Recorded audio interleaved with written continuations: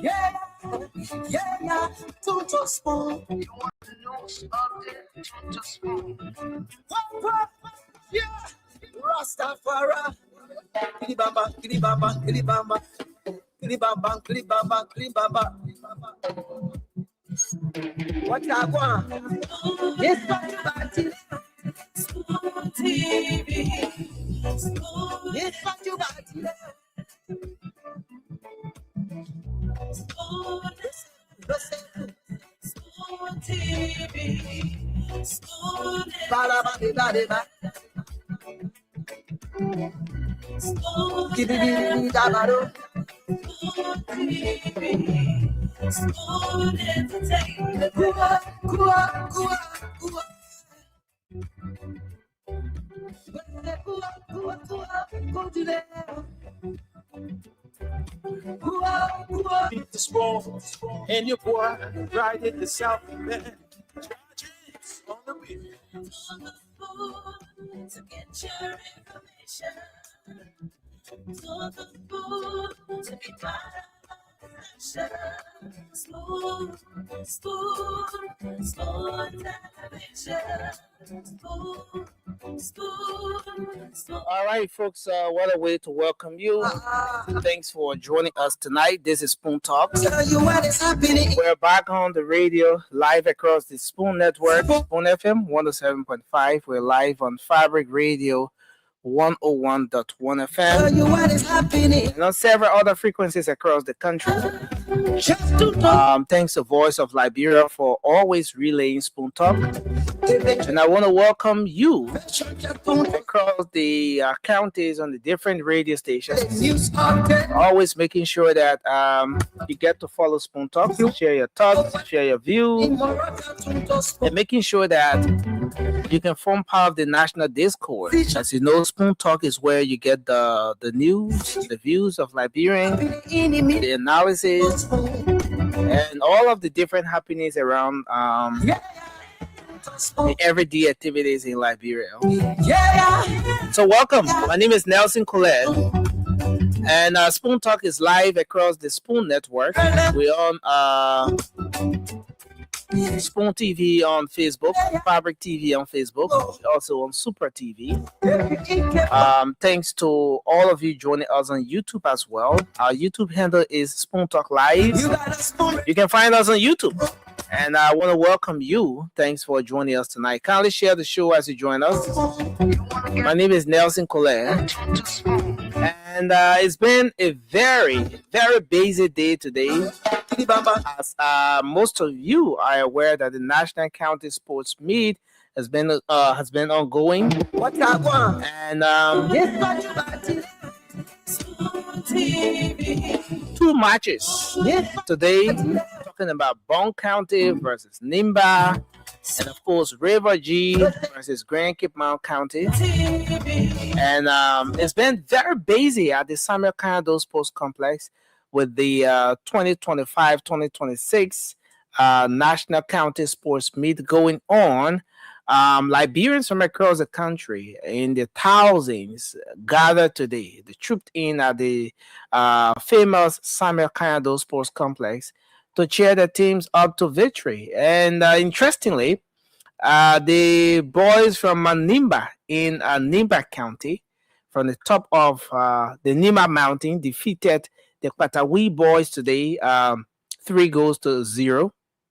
And we also had the Basayama boys, the guys from Cape Mount County. Yes, the boys from Grand Cape Mount County throwing it in the nets of the folks from River G County. And it was a 1-0 there at the Samuel Kando Sports Complex just a couple of minutes before we started the show.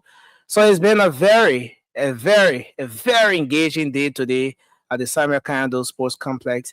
So the boys from Grand Cape Mount County are celebrating, lots of cassava leaves. I don't know, but the cassava leaf, they say, is not for, he won't be alone, other people can eat it, but I hold it there.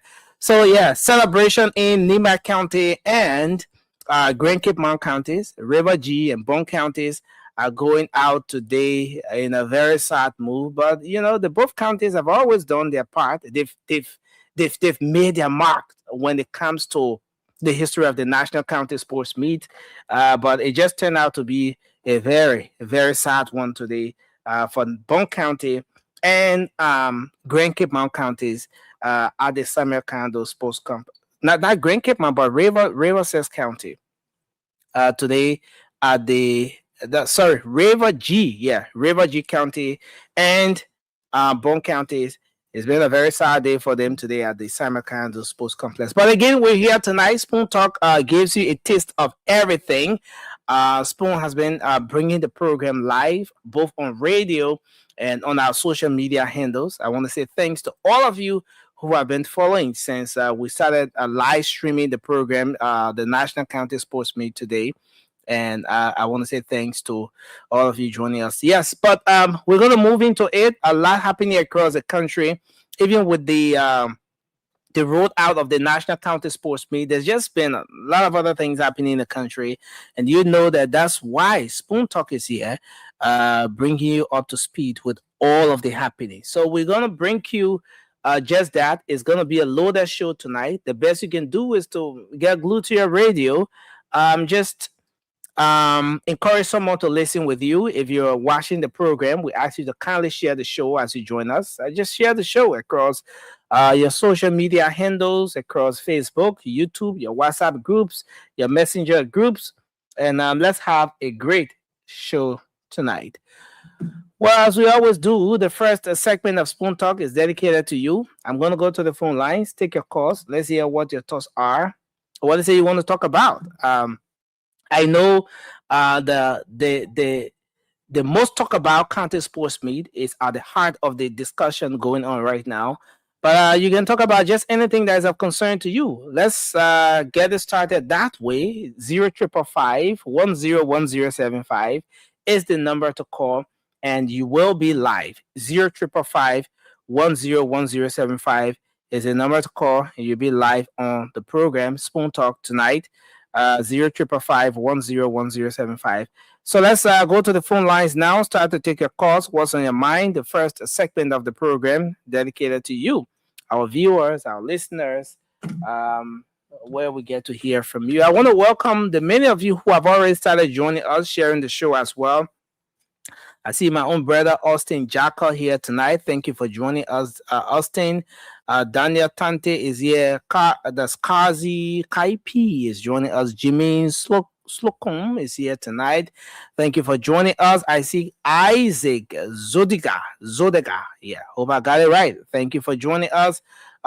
Joseph Akwe is joining us tonight as well from Cinco Neo Matadi. That's where he's joining us from. Thank you for joining us, Joseph Akwe from Cinco. I see Isaac Godtime Zodaga G-Man is joining us tonight as well. Thank you. He says he's watching. I see Sylvester Martin is joining us via YouTube. Thank you for coming on. Iris Lato, thank you for joining us as well from Douazan, Margibi County.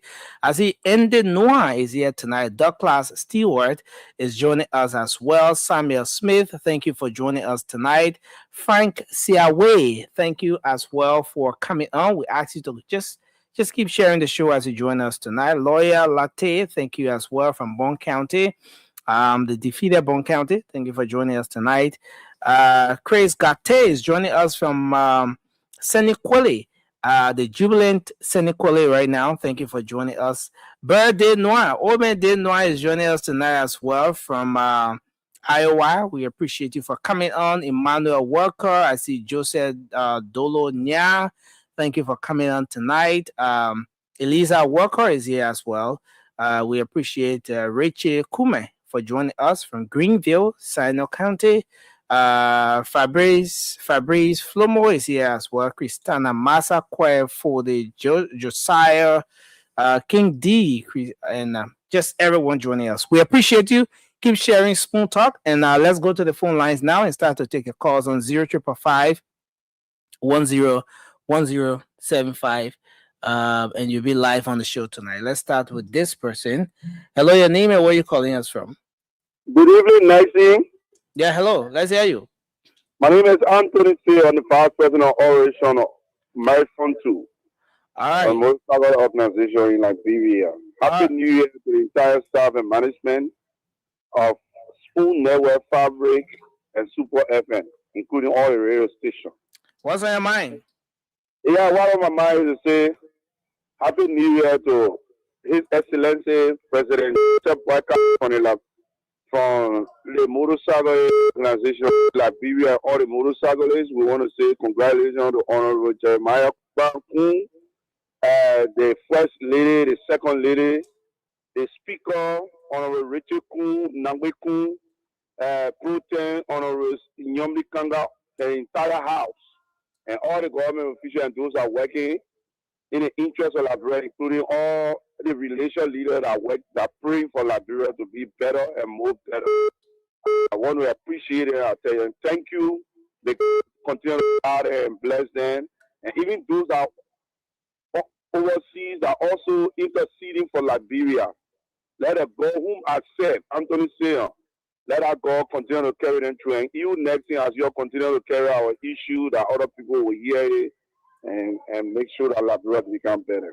Thank you. Thank you. Thank you for your input tonight. 0555-101075. Hello. Your name and where you joining us from? Let's hear you. It's good to have you on tonight. Hello. Good evening, and good evening to my peace loving people of the Republic of Liberia, and compliments to you, dear brother Nexi Colette in studio in Liberia. The name remain constant. Efanso A.S. Kamara once again back to our Spoon Network talk show, the beautiful Saturday evening. Nexi Colette, what are on my mind or in my mind is this: how to deal with the Nigerian nationality holding our speaker position. Olu Ojulu written Nangwekum. I just telling him as a reminder that as we have crossed over as a Liberian, you say the speaker is a Nigerian national. Yes, a Nigerian national. The woman who is putting for Dabo of the man, we say Mother Sia for Kum. Make it explicit. But Alfonso, are you aware that as a child born to parents from dual nationalities at the age of 18, tell me, Alfonso, are you aware? Alfonso, listen to me now. Alfonso, yes, sir, I'm there. Are you aware that by law, when that child reaches 18, he or she can decide which nationality to take on, and that becomes that person's nationality? Are you aware of that? 100% aware of that. But then, what do you mean when you say the speaker is a Nigerian? Yeah, because the two also they make Nigeria. Well, let's forget about the nationality. Liberia, and we are all you going by what the lady told you or what the law is when it comes to this whole situation? Let's go by the law. We agree. The law says that you can decide to be any kind of nationality. Right. So if we're going by the law now, do you still hold on to that previous statement, or you want to go by the law? I want the law as constant. All right. Thank you very much, Alfonso A.S. Kamara. Let's take this person. Hello, your name and where you calling from? Let's hear you. Good evening, Nelvin. Yeah, good evening. It's good to have you on. Yeah, Nelvin, I'm Henry Danuwadipe, and I call from 540 Congo Town. Let's hear you. You see, my brother, the issue with the speaker. That issue with the speaker is a very serious issue. You know, it should be everybody concerned. This man is bringing disgrace to this country. Because you see such a thing like that when it happens in other countries, people will kill themselves. But you know, our people in Liberia, we have no integrity. We don't want the position, but when something happens to the position, we don't want to give chance to the position. We just want to hold on to it because it is a position, and we're not looking at that. So Richard Kun, what he is doing to this country is very bad. Then you look at it and see into it that he should recuse himself to go and clarify himself to that place there. Thank you. So, Thank you for your what input happened? tonight. You know, Let's just- you there. Take another person. Hello. Just Yes, make sure to make your yes, point sir. in at Hello? most 45 seconds, so we take others. Yeah, this Hello. is Adama Kane, Joseph Waka speaking. This is Joseph Waka show. Yeah, Adama, it's good to have you. Let's hear you. Yeah, you the party, never intellectual bureau. Nona Denis Montreal. All right. What's Yeah, your no, mind? that day is Damo, you guys see, Damo. The only thing that on my mind, This is Nelson. This is Nelson here. also, I know you're saying, but Hello? here to listen for.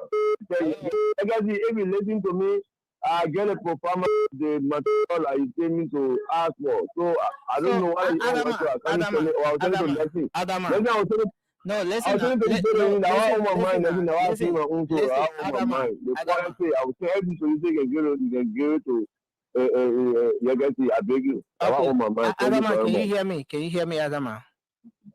Hello? Yeah. Adama? You can hear me? All right. So, Adama, you know, some of these conversations are meant for off air.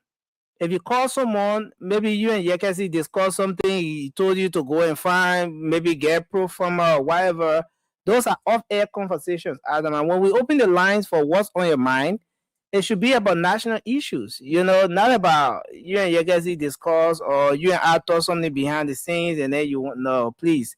Let it be about the issues. All right. Hello, your name and where you call from. Let's hear you. Hello, Yeah, go ahead. Let's hear you. my name is Dian Saline. I do join from Babulu County. Go ahead. What's on your mind? Yeah, why is on my mind is the speaker Benin. All right. Those guys, if they just come out and say, oh, the speaker doing this, they can't show the mean thing that the speaker doing.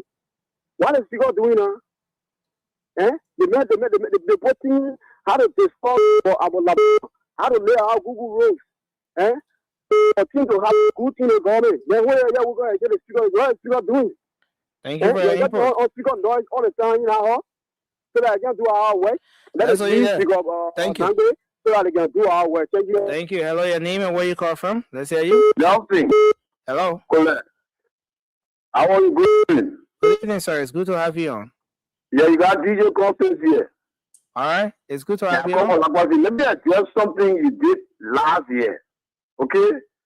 All your interview or all these traders, when I was saying the country or how, but Nelson, don't you know what the people sell on Broad Street? They sell it in the Lakwasi here, the people hawk and carry around. So you think I have to pay my go Broad Street to go buy a tin of sardine when I be in my community? The country is okay, but everybody that's selling there, even more people are buying. Secondly, people should be very careful. You see, the problem that with this, what we call him, the speaker, when this woman started on noise, you are giving her the benefit of that. Give her any document you wanted. Instead of it getting at this time. And everybody saying drama. But I think the speaker should be relent and she should be patient. We just made noise. I was saying we because I follow. We just made noise and no noise will go to the ocean and get into the deeper part of the ocean before it be taken to the sea. Thank you. Thank you. Thank you. Hello. Let's hear you. Yeah, it's good to have you on. What's on your mind, sir? Thank you. Yeah, so Mohammed and Kennedy from 15 on the Buja in Douala. Okay. Nothing for me. I'm not speaking incapacity of NN or let's say member of the individual bureau. No, okay. I'm speaking as a permanent citizen of this country. Let me be very bold to you, my brother. To be very honest, our officials of government that were appointed by President Boatak to serve in this country, the way in which they are treating their members, will be served their members, they're not in the interest of this country. Are going to be most of them. Let me be very honest with you. Can you imagine? They're teaching, no member of the ruling party. I mean, no member of the party to say that they are positioning to their members, then to the party or to even to the organization, the bureau. None of them. Then they are setting up. When we put the money in our phone, when we start one say to be putting even on the bureau of touch to be defending them, it would never ever happen this in this time of time now for now. Okay. Oh. So wait. Mohammed. So you say because the people didn't get anything for the Christmas, so you're not called to defend anything about the government again? No, this guy there, if you expect they are telling them the full, the full coming up on the corner to defend it. Thank you. But I thought when you defend it means you are convinced, you defend it out of conviction. Do you need to do you need any reward before you defend it, especially when you're doing so out of conviction? Let me very quickly. When I look for President Bogart, definitely will call on the platform. But in our for LWLT, Mo Ali, for the LTA, Fajoana there. Therefore, even so Mohammed, what you expected, for example, what did you expect Mo Ali or Amos Twe or some of those people you need me to do? What did you expect them to do? Nothing. You know that when you see, I want to see the brother there, their neck, their blood, their sweat is in the because they know what they will benefit from there. Okay? Then, since 2017, 2023, we can recharge our phone. None of them never reached out to us.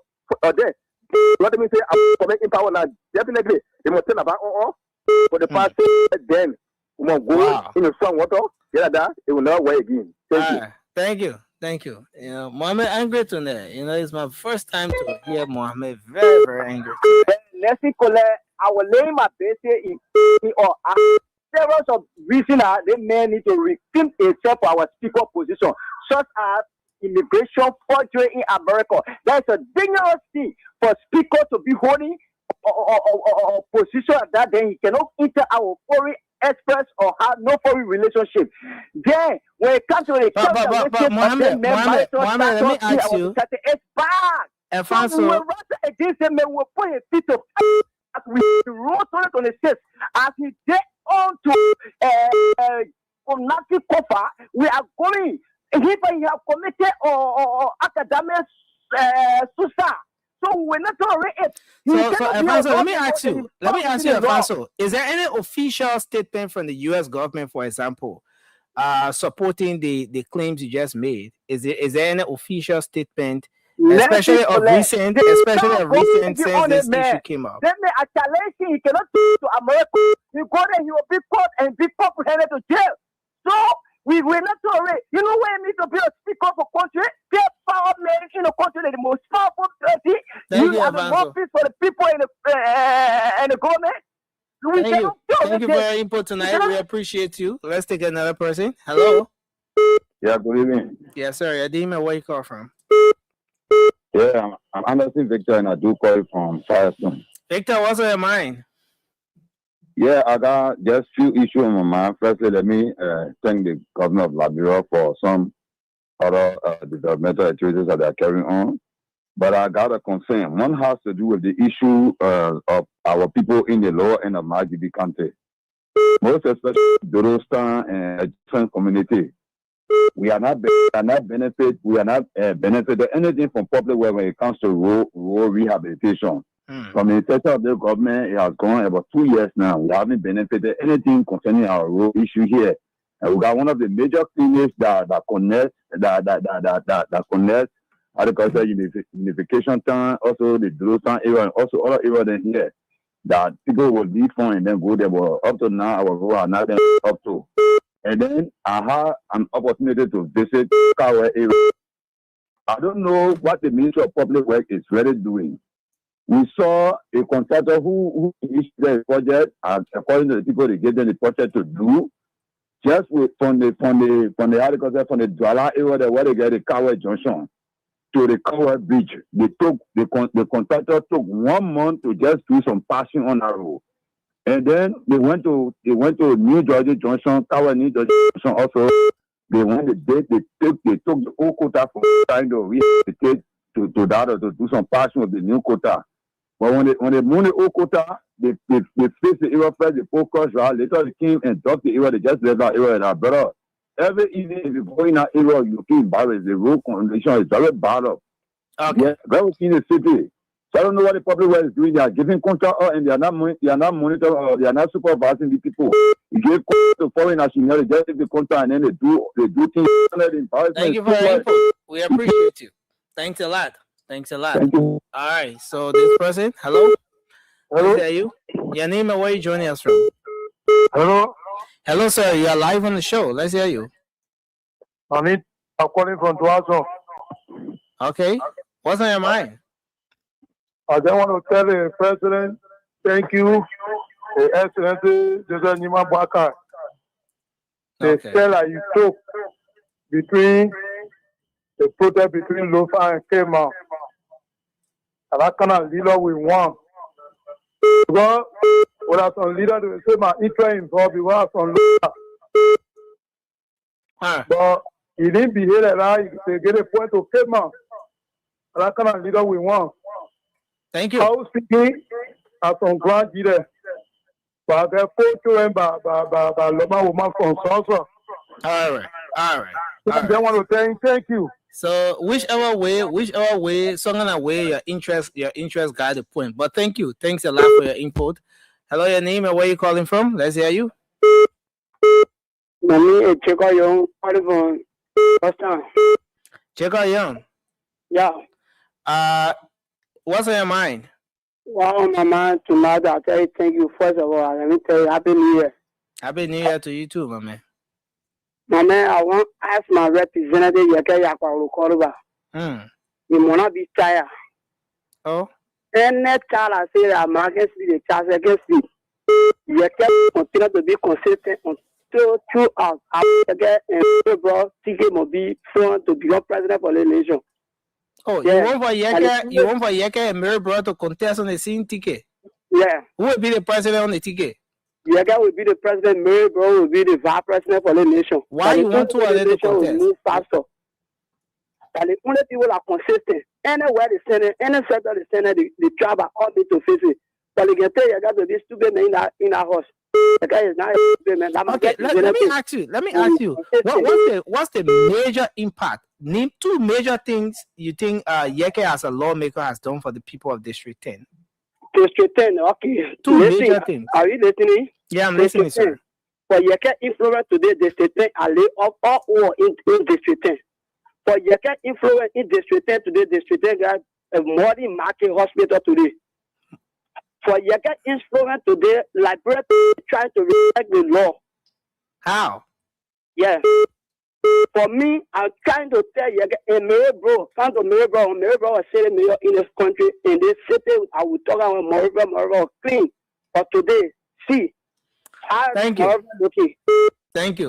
I just doing that recommendation. Yeke continue to be city, and I read Mary Bro to. I hope Representative Yeke Koluba and Madam Mary Bro are listening. I hope the both of them are listening to take your suggestion into consideration. But thank you. Thanks a lot for your input tonight. We appreciate you. Thank you. Yeah. 0555101075.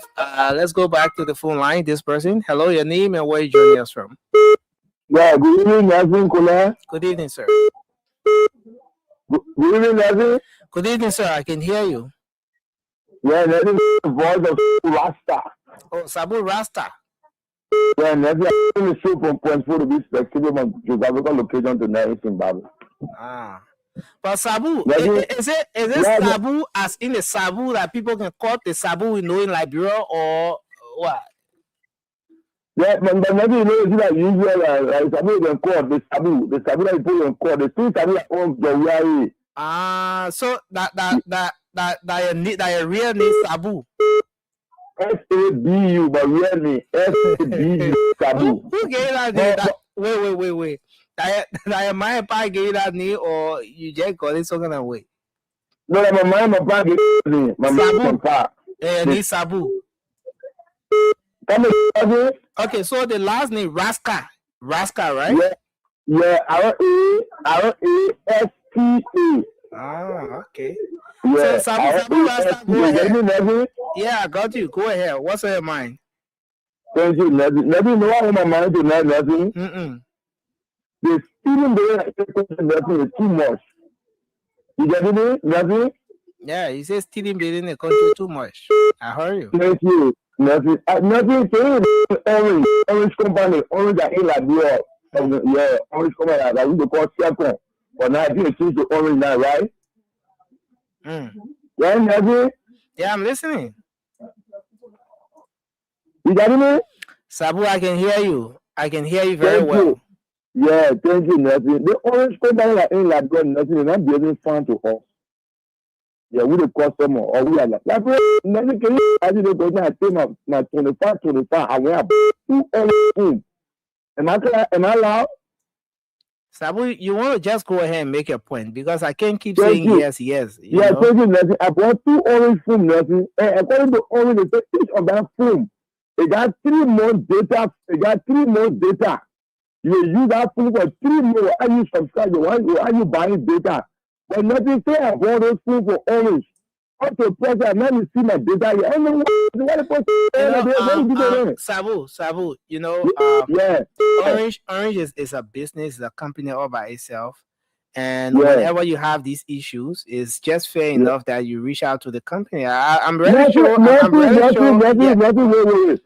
got a customer service, right? They got customer service. They got a hard line for that customer. I call Orange customer service. But you can reach out to the company. They go to Orange office because of just data minute. I just Thank you. Thank you. But some of the things are not, you can handle it with the company. You know, you have to travel, go and handle it with the company. But thank you. But you're going to come up with an answer about when you say you see my data. You can't get data. Why you keeping my data? Thank you. Thank you, Sabu. Thank you. Thank you. Wow. See you. Welcome to the show. I see Mr. Russell here as well. You made some adjustment. I think he's sounding a little bit off. Is that me? I don't know. Is he sounding better, Russell? I can hear you loud and clear. I think something wrong with your internet, Stanton. I think it's not the internet I'm on though. Russell want to get me into the internet stuff. Russell, no problem. The Mexico area won't go on you, so I don't know. I'm pretty for them to beat Cape Man, seriously. But I heard that Cape Man won a game. I think because Kula Fofana gave me a hard time. She said they were going to win, and I bet her. By the way, I told her Cape Man wouldn't have won this game. But I have to pay my bet to Kula. You know, she been giving me a hard time all night, all day, and I think that she deserved it, right? She won. Her country won, and that's a good thing for the Cape Martinians. I think it's a very, very good thing. She's celebrating. So shout out to Kula Fofana. You know, she's my little sister, and they deserve this win. After Lofa County they did the best to see the game and force their way back in. It didn't work. You know, you can put politics in it. President Boga tried to take it away. They said, "Oh man, it's illegal. You can't take it away." The president said, "Mahena Isa." You know, the president carried Mambo Cyrus, senator of Lofa County, tried his best, and finally he resigned because the forces from Mo Ali and the press secretary, you know, and Cole Bangalo, you know, they fought it alone, and today Cape Man playing, Cape Man won 1 goal. Congratulations to Cape Man. That's a good thing. Are you in the classroom? Are you in the cafeteria? Are you in the restaurant?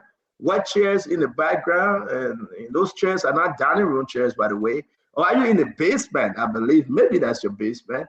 If you care to tell us where you are, but it doesn't matter, can you? Jefferson will tell us where you are. Russell, I'm bringing Jefferson. I'm going to leave the chat room. What interesting that I'm going to leave the classroom in the classroom, and I'm going to focus on the show. But that's a good idea. Let me give you a view. I'm going to leave it in the chat room and focus on the show today. We get a lot of good. You are making CEO. No. I'm done. It looked like in your basement. No, I'm gonna show you. You see, so I don't want you showing me. I don't want you showing me. I want you to see you. No, but I say no. I refuse that. I don't want you showing me your place, my man. It's not. No, but I want to tell you what you just saw. No, that's okay. Right? Sorry, I'll take it back. But you can force it back, right? Yeah, exactly. I take it back. Sorry. You can force it. Thank you. Thank you. Right. Thank you very much, Kayo. I take it back. Nelson, tell him I beg you, man. Nelson, tell him I take it back. You know, may I accept the apology? Yeah, I apologize. We can make progress. I think he record now that he made a mistake, so he will be corrected. So the Congo Crew ball get high. Yeah, must you say Congo Crew ball? Must you put Trav and data into it? I know what's wrong with this man is obsessed. Yeah, what's wrong with Kanye and the travel thing? Yeah, he's a tribalist. You just say my brother or my friend Stanton have accepted. You got to say Congo Crew again. I like the combination. Yeah. I don't know. Well, listen, Fred, I don't know where you're from. It was the man who himself described himself as Congo Crew. Then I say that he say, how is that the case? But he said he is Congo Crew. No, but we had a conversation, right? And we left it to where we left it. But you're here now, under the new conversation or new year, you're liking this thing to drag on. And now you're calling me the Congo. 50-year-old man older than you. You calling me Congo Crew boy. That won't go with on age now. But that's why you taking me off. That's it. Why you decided to take me off? I think it was a mistake. No, if you don't want me on the show because your people in red and white coming on, I can leave though. No, CEO. I mean, everything is good. It was a mistake. I was actually trying to bring the counselor on the other side. There, I don't know how you left the stream. Keep the counselor, demote the counselor, demote him. Keep it down. Keep the counselor. Once I'm still here, that's good. Remember, I think we're going to have a wonderful show today. It's good to have you on, Brother Russell. Emmanuel George, we had to start the show late because of the county meet. Listen, Diamond did extremely well. The Spoon Network and Voice of Liberia, the combination, it was so good.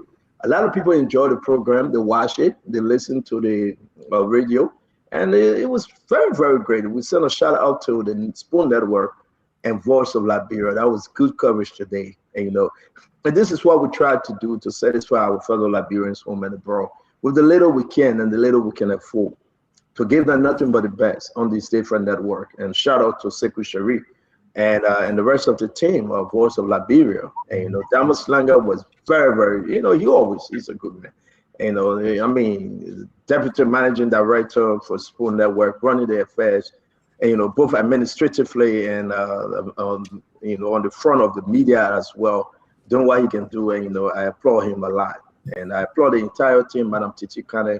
At least she have gotten the help she so deserved, and working alone. And Nelson, the producer, Yekazi, the business office, the business manager and her team. I mean, they're doing exceptionally well. So we want to say thanks to all of them. And if you want to do your business, Spoon Network is here. Come and do your business. We'll be happy to run your business as we get involved with the group in Minnesota, doing business with them and other part of the country. It's been a wonderful, wonderful last year. It will be a better year this year. On that note, I like to say, man, what's going on in America? Don't play with Daniel J. Trump. I see people saying here and there, but Donald Trump not for fun, man. He speak the fire. Yeah. Whenever that brother speak, he mean it. And he went there, he took the president out, and he said, listen, I've given you enough time for you to surrender and go live peacefully somewhere. You said, no, I'm coming for you. That's power. That's strength. And I think that's a good way for us to start, though. Welcome to the show, Russell. Welcome to the show, Emmanuel George, and my brother, Kanu Bagbara, my friend, my brother. Welcome to the show. Russell, what say you, though? Donald Trump proved the power that America so possess, that the power of the presidency, the world superpower, that they can go into any country and remove their leader and come back and bring them back to America, and they will persecute them, and then they will tell the world that yes, indeed, we are the leader of the free world. I mean, to me, it was brilliant. It was good operation last night. What say you? Well, I think it sets a pretty dangerous precedent. And you know, so I mean, why it is true that it may have been a brilliant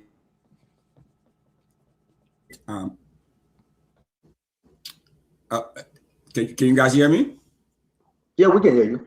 Okay, well executed operation. You know, it also sends a message to many countries around the world. I mean, it sends a message to our folks who are running afoul of American law. So I think he put a lot of people on notice. He put the Iranians on notice. I think the Nigerians too. I mean, Bola Tinubu is looking at this and saying, you know what, this guy he talks the talk and walk the walk. But my only thing is that the hypocrisy that it presents, because this changes the world order. I mean, this rule-based world order. I mean, it's completely shattered. You know, so. But the audacity of countries like Russia to come in and say, oh, you know, what you're doing is illegal. You're attacking a sovereign nation. It's illegal. When they're doing the same thing in Ukraine. So, I mean, the whole thing is, you know, I think it's going to give a lot of,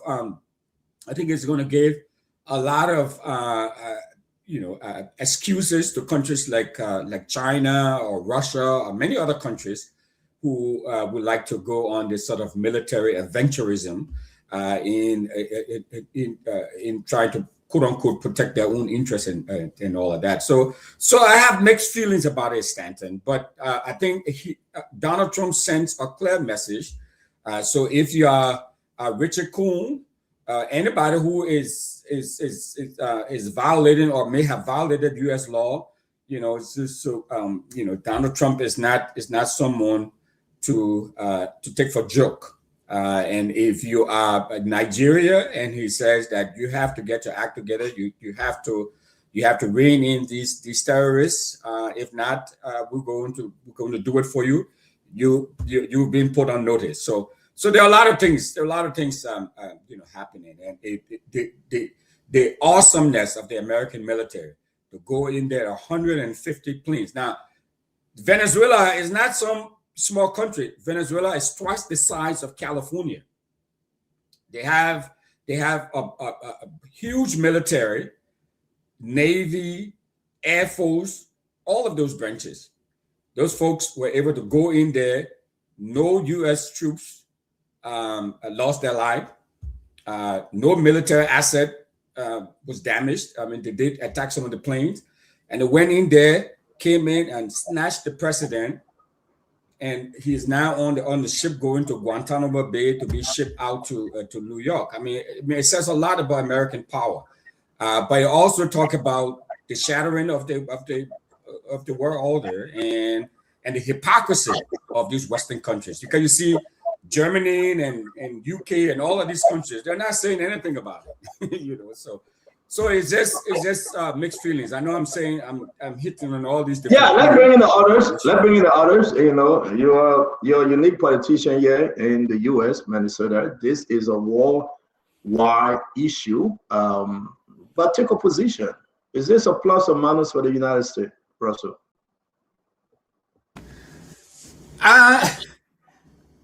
I mean, I don't know if this sort of binary response, whether yes or no, it's a plus or minus. I mean, you know, it's complicated, and I think the idea this was a surgical strike, right? So the U.S. went in there, and this guy was indicted back in 2020, so they were using this ostensibly to go out in there and grab him and bring him to justice. Yeah, but I mean, don't do the. Hold up.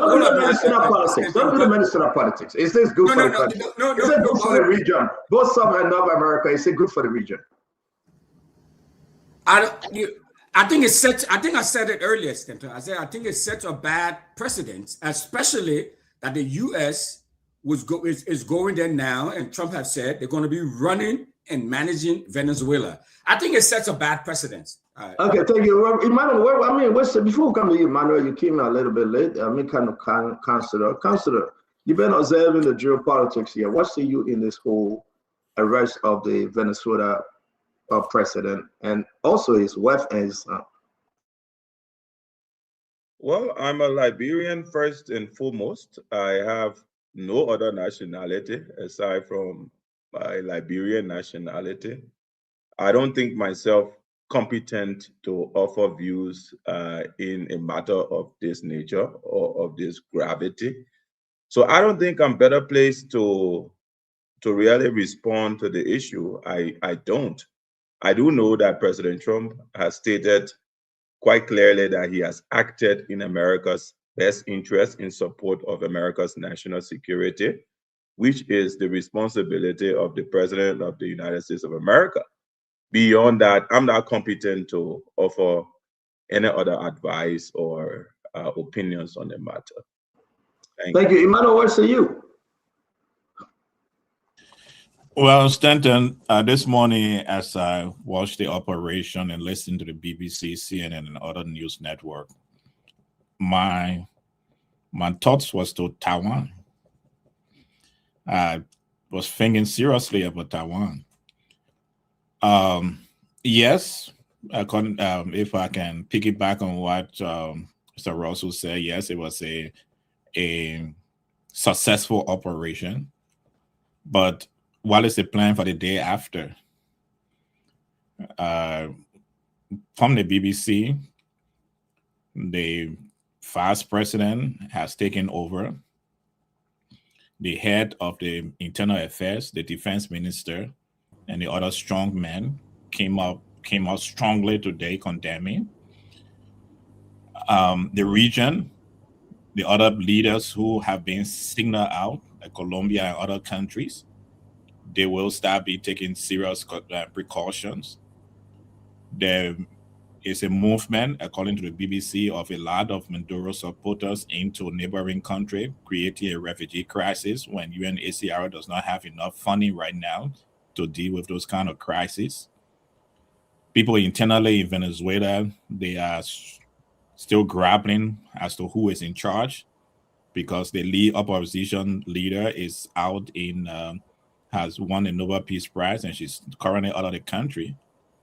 So we will be looking at what happened next. What would be the response of the people of Venezuela? Will they embrace the opposition, or will they see the opposition as quote unquote a puppet regime that will be led from outside?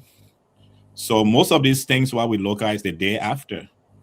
It is very easy to remove a strong man, but history has shown from Libya to Iraq to Iran, it has shown that after you move the strong man, countries are never the same, and that does have ripple effects throughout the world.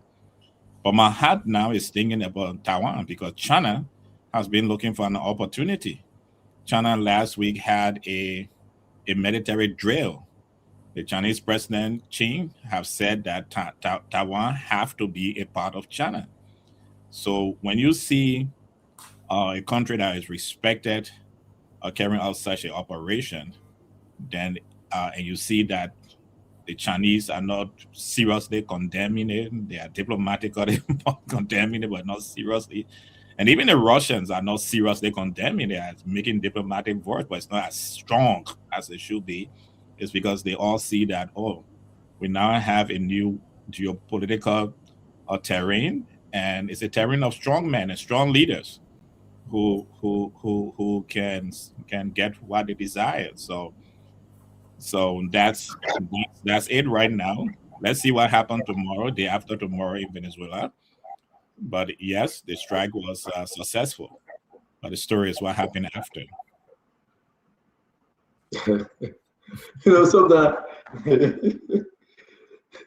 So let me ask you a question, right? No disrespect to you, but man, we gotta be shaking you up a little bit.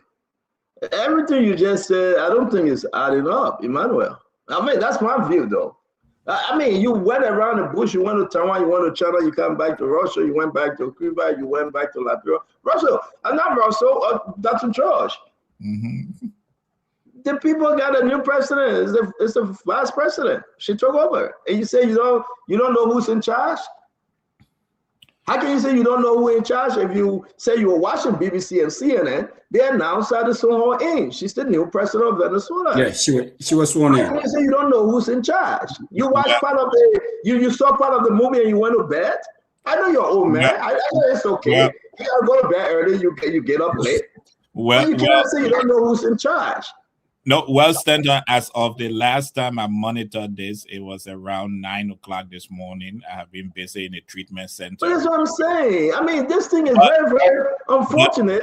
Your doctor said you would kill somebody because you left the patient on the bed and you forgot. No. Turn back and go over your notes. It is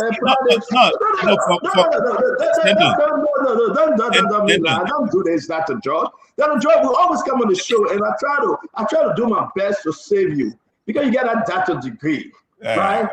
But for you to tell us that you don't know who's in charge, instead of that, they're running it over and over and over and over. It's okay for other countries to say, "Oh, we disagree." These people will come back. That's geopolitics, and you know that. Stanton, we have had several situations in the world where a vice president is quickly sworn in to bring imbalance, but a power play is what happens to the key players, inner circle of the president, especially in a dictatorial government. And in Venezuela, the Minister of Internal Affairs and the Minister of Defense, they have strong Maduro inner circle people. So that's why I'm saying I'm monitoring. The one thing you're missing also, the Minister of Internal, again, you know what? Maybe you got to go back and read. The Minister of Internal Affairs is indicted also. He's on the indictment. They have listed all of them. So, what you are saying, what do you think this was a successful mission, right? Since 2020, these guys, they were indicted, right? And they're going after them. You can say what you want to say. They didn't change the government. The vice president took over. The vice president have to work in line with the American and what is good for the region. And you understand, you can talk about your geopolitics. You can talk about Russia. Russia stay in a 5 or 6 year with Ukraine. They can't capture nobody out of business. You can talk about China. You can talk about all these things. My brother, I will ask you, please, leave the conversation alone. Go back and watch it when you are off. Spend time for the next 3-4 hours and you come back with the right story. But then when you follow Isa, so you want me to conclude? You want me to conclude that again? You feel conclude, man. I will again stand on this point. I'm going to be observing the next few days. Thank you. I know dictators in the inner circle. By swaying a vice president does not mean that the inner circle have 100% agree with this process.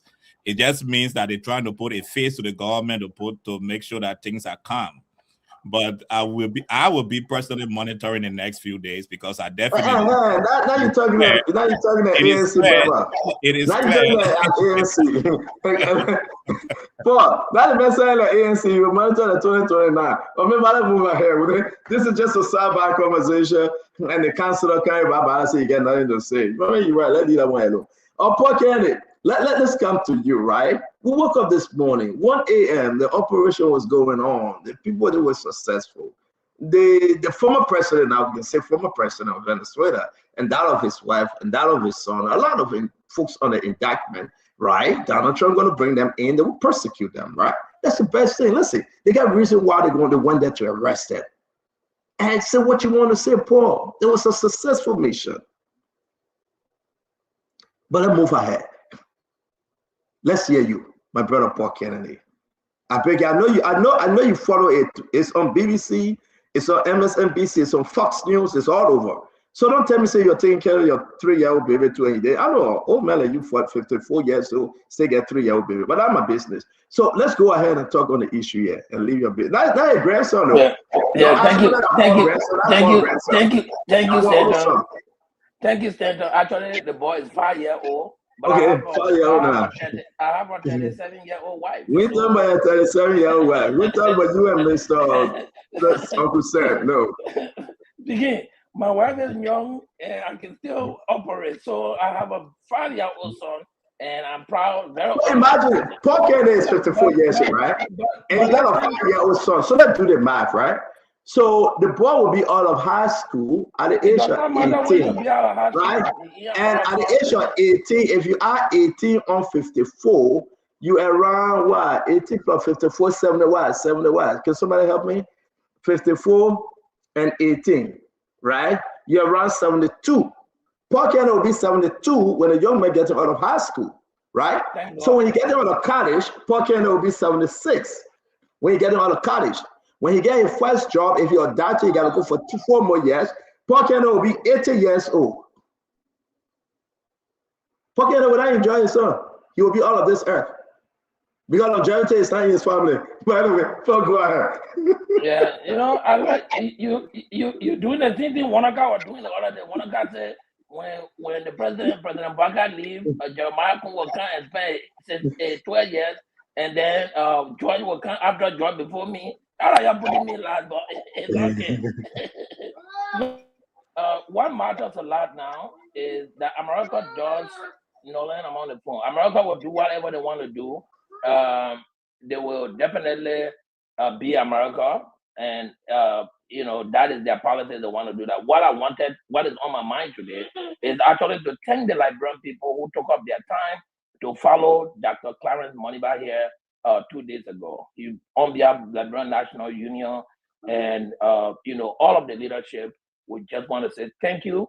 London will have its 30th year. Yeah, we're talking about this. We're not going to chase it. We're talking about London, Paul. We just want to brush this United States capturing of Venezuela president. Okay, you get ready to set up most of the other people that will come and say what your mind. T. Thank you. So let's finish it now. Let's finish it and we'll come back to you, Paul. T. What's going on? What do you make about this situation? I think that I have mixed views on what happened today. First of all, I don't like strongmen. I don't like people who use their power to suppress their own people. And I think in 2018, Maduro should have known that this was coming, especially when Trump came back to power.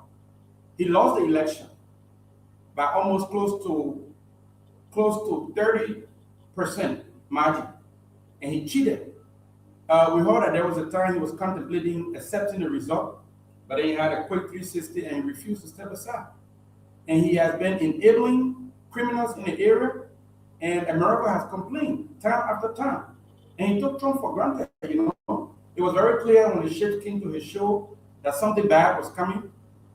He was given an opportunity, you know, to walk away gracefully, but he, you know, strong men always do that. They want to be like Saddam Hussein, they want to be like all the other guys, and he committed so many crimes that he was accused of.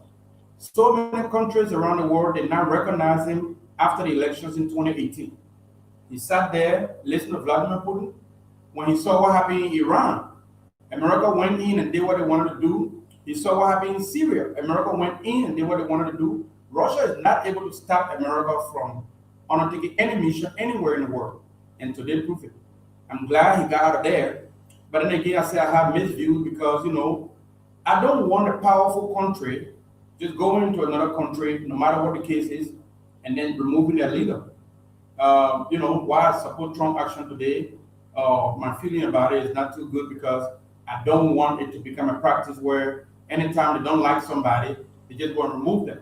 How do we have the moral compass to condemn Russia for what they are doing in Ukraine?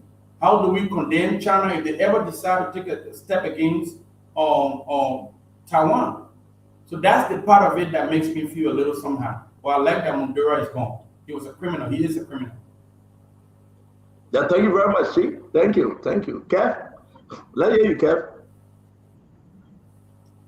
Let me say hi to everybody. This is a lesson to any government who come to power who want to cheat election and go against the will of the people. We know we're having a symptom of that lingering around on the current government in Liberia because they're saying it. So it's a lesson to you guys, because we have seen one of the most prominent person in the rescue mission, which is Mo Ali, who condemning United States action. We've seen it. He went on Facebook and condemned it. We have his comments. So, and we're looking and we're watching this government. So this is a lesson. If you think you're going to come and cheat your way to power and go against the will of the people, this is what's coming for you.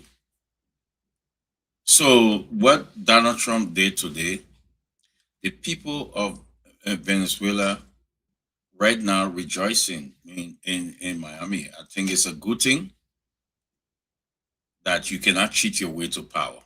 So it's a good thing. And there's a lesson. I hope Mo Ali somewhere listen to it, because he posting against the United States government. And what tells me that this is what coming from the corridor of this government, from the corridor of this president. What he hearing, what Mo Ali hearing, is where Mo Ali is preaching to go against the United States. And we will continue to preach that. So Mo Ali is telling us that they will cheat 2029. They don't care what the United States will say, because that's why he backing what happening in Venezuela. But Donald Trump will act. So I will say this for now. I hope maybe we'll get deep into that. But this is what this is. This I don't know what Mo Ali got to do with Venezuela and. He said it's all right. Thank you, Kev. Let me bring in Fendela. They put on capture the Venezuelan president that Mo Ali you running after, say that what they want to do. Let me move on now. We can't say but you tell your somebody can't talk. You don't have to unmute yourself. You don't have to unmute yourself. We're moving on. Yeah, I will mute you. You don't have to unmute yourself. You finish talking, my man. Stop. You finish talking. They can't talk. If you talk, then you want to come in. Mo Ali way like brother, man say he feel that they were everybody giving their opinion. They ain't say Mo Ali planning to cheat the election so that Mo Ali on. Vanilla Patrick, me yeah. So CEO. Yes, sir. I saw the pictorial today. I've been following the events. It's unfortunate that Maduro is deposed from power. But I think he tasted the same soup he used to cook for others. As I speak to you, I am a Senator John McCain Global Leader Fellow, one of our brilliant comrades. I went to Vietnam in 2023. Very eloquent and powerful guy. Questioned the workings of Maduro when he realized that that guy was a member of the McCain Global Leader Fellow, where we assembled in Vietnam. Upon his return, he was arrested at the airport. His whereabouts still remains unknown. A friend of mine, he was a parliamentarian, Armando Amat. You can Google him, from Venezuela.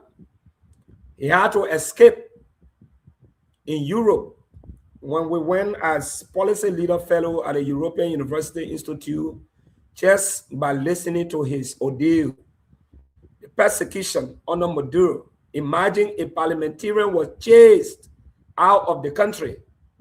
That guy is a certified dictator. I'm happy he was caught alive. Look, why it's true that we don't condone certain interferences in geopolitics, but any leader that poses a threat to the sovereignty of a particular country. It is said that injustice anywhere is injustice everywhere. As a rights activist, I think America acted in full concert with the Lord of morality to preserve the peace. He will face the full weight of the law because he made other people, he violated the rights of other people, he killed people, and he's a dictator. We don't need dictators around the world. They threaten the stability of what we call today human rights. In 2015, just so you know, recently, he Reagan election, 50 other nations recognized Juan Guaido as the legitimate leader. This man refused to accept. He imposed himself on the people. World leaders, 50 countries, say that that man will not win the election. He said, no, he can't do it. So what was he depending on? So CEO, President Donald Trump acted in full concert with the Lord of morality and to protect the dignity and sanctity of the people of Venezuela. I will be happy that my friend and brother Armando Adams will be returning to Venezuela. Today we had a long conversation. He's celebrating which one leader will be deposed from power and everybody happy. Who does that? Who does that? That tells you that the people were in bondage. So, it's okay. And we pray that that country returns to normalcy, where the tenets of democratic values and principles are respected. And hearing your story about your friend is very important, as so many folks out there went through a lot. You talk about Hugo Chavez regime, and Hugo Chavez died 2013, and here comes the young man, how you call him, Maduro, and he kept this thing moving. All right, he refused to leave power. This is a lesson learned, like you said, not only in South America, not only in Europe, it should be across the globe. That if you steal the election, they will go and remove you. And and a lot of people hope that it happens in Africa as well, because this is exactly what we need. The people say, we don't want you, don't force your way to power. And I'm seeing people say, oh, listen, you can have superpower. That's the work of superpower. The dead of God is innocent. So I don't know your position, but I think that it's a good day, like Donald Trump said, for the people of Venezuela. It's a good day. In the interest of the national security here in America, it's a good day for the war, for the globe. That everybody have to realize that if you are rejected, a way of the ballot box, go home. And you know what? Let me bring this up. Maybe we can add to it. And I think that's what ECOWAS and AU or other African organizations should be championing, right? Reverend Dada? But look at ECOWAS today. They are like two-flags bulldog. They got no strength. They will go there and settle with the people. Everybody will go eat their own, then they will leave. They cannot take this action. So what makes America a superpower? Should America sit down and see that these guys there just arresting American, you can travel freely and trying to negotiate prisoner swap, they use you as a pawn? What was done today was unique. And everybody should know that. That's what you have, war superpower. So let's close on it, and I do believe it's a good thing. You see what you want to say. I think that we can worry about the way forward, Russell. We can worry about what will happen over there, But right now, Maduro is out. He's leaving. He's on his way to New York. He will enjoy himself in America. He will enjoy himself. They will treat him as a prisoner of war. He will enjoy himself. There will be no problem. After 30 some more years or 50 years, he will walk out of prison, and then it will be good for him and his followers. But if anybody think that my brother Emmanuel was saying that something going to happen, Donald Trump said they got strike 2 on a reserve, right, Russell? And that also they use all of our stuff. We got some. They're sitting out. So let's live ahead. They will knock it down. Listen, guys. Let's talk about liberal politics, man. But I think it's a good day. It's a good day.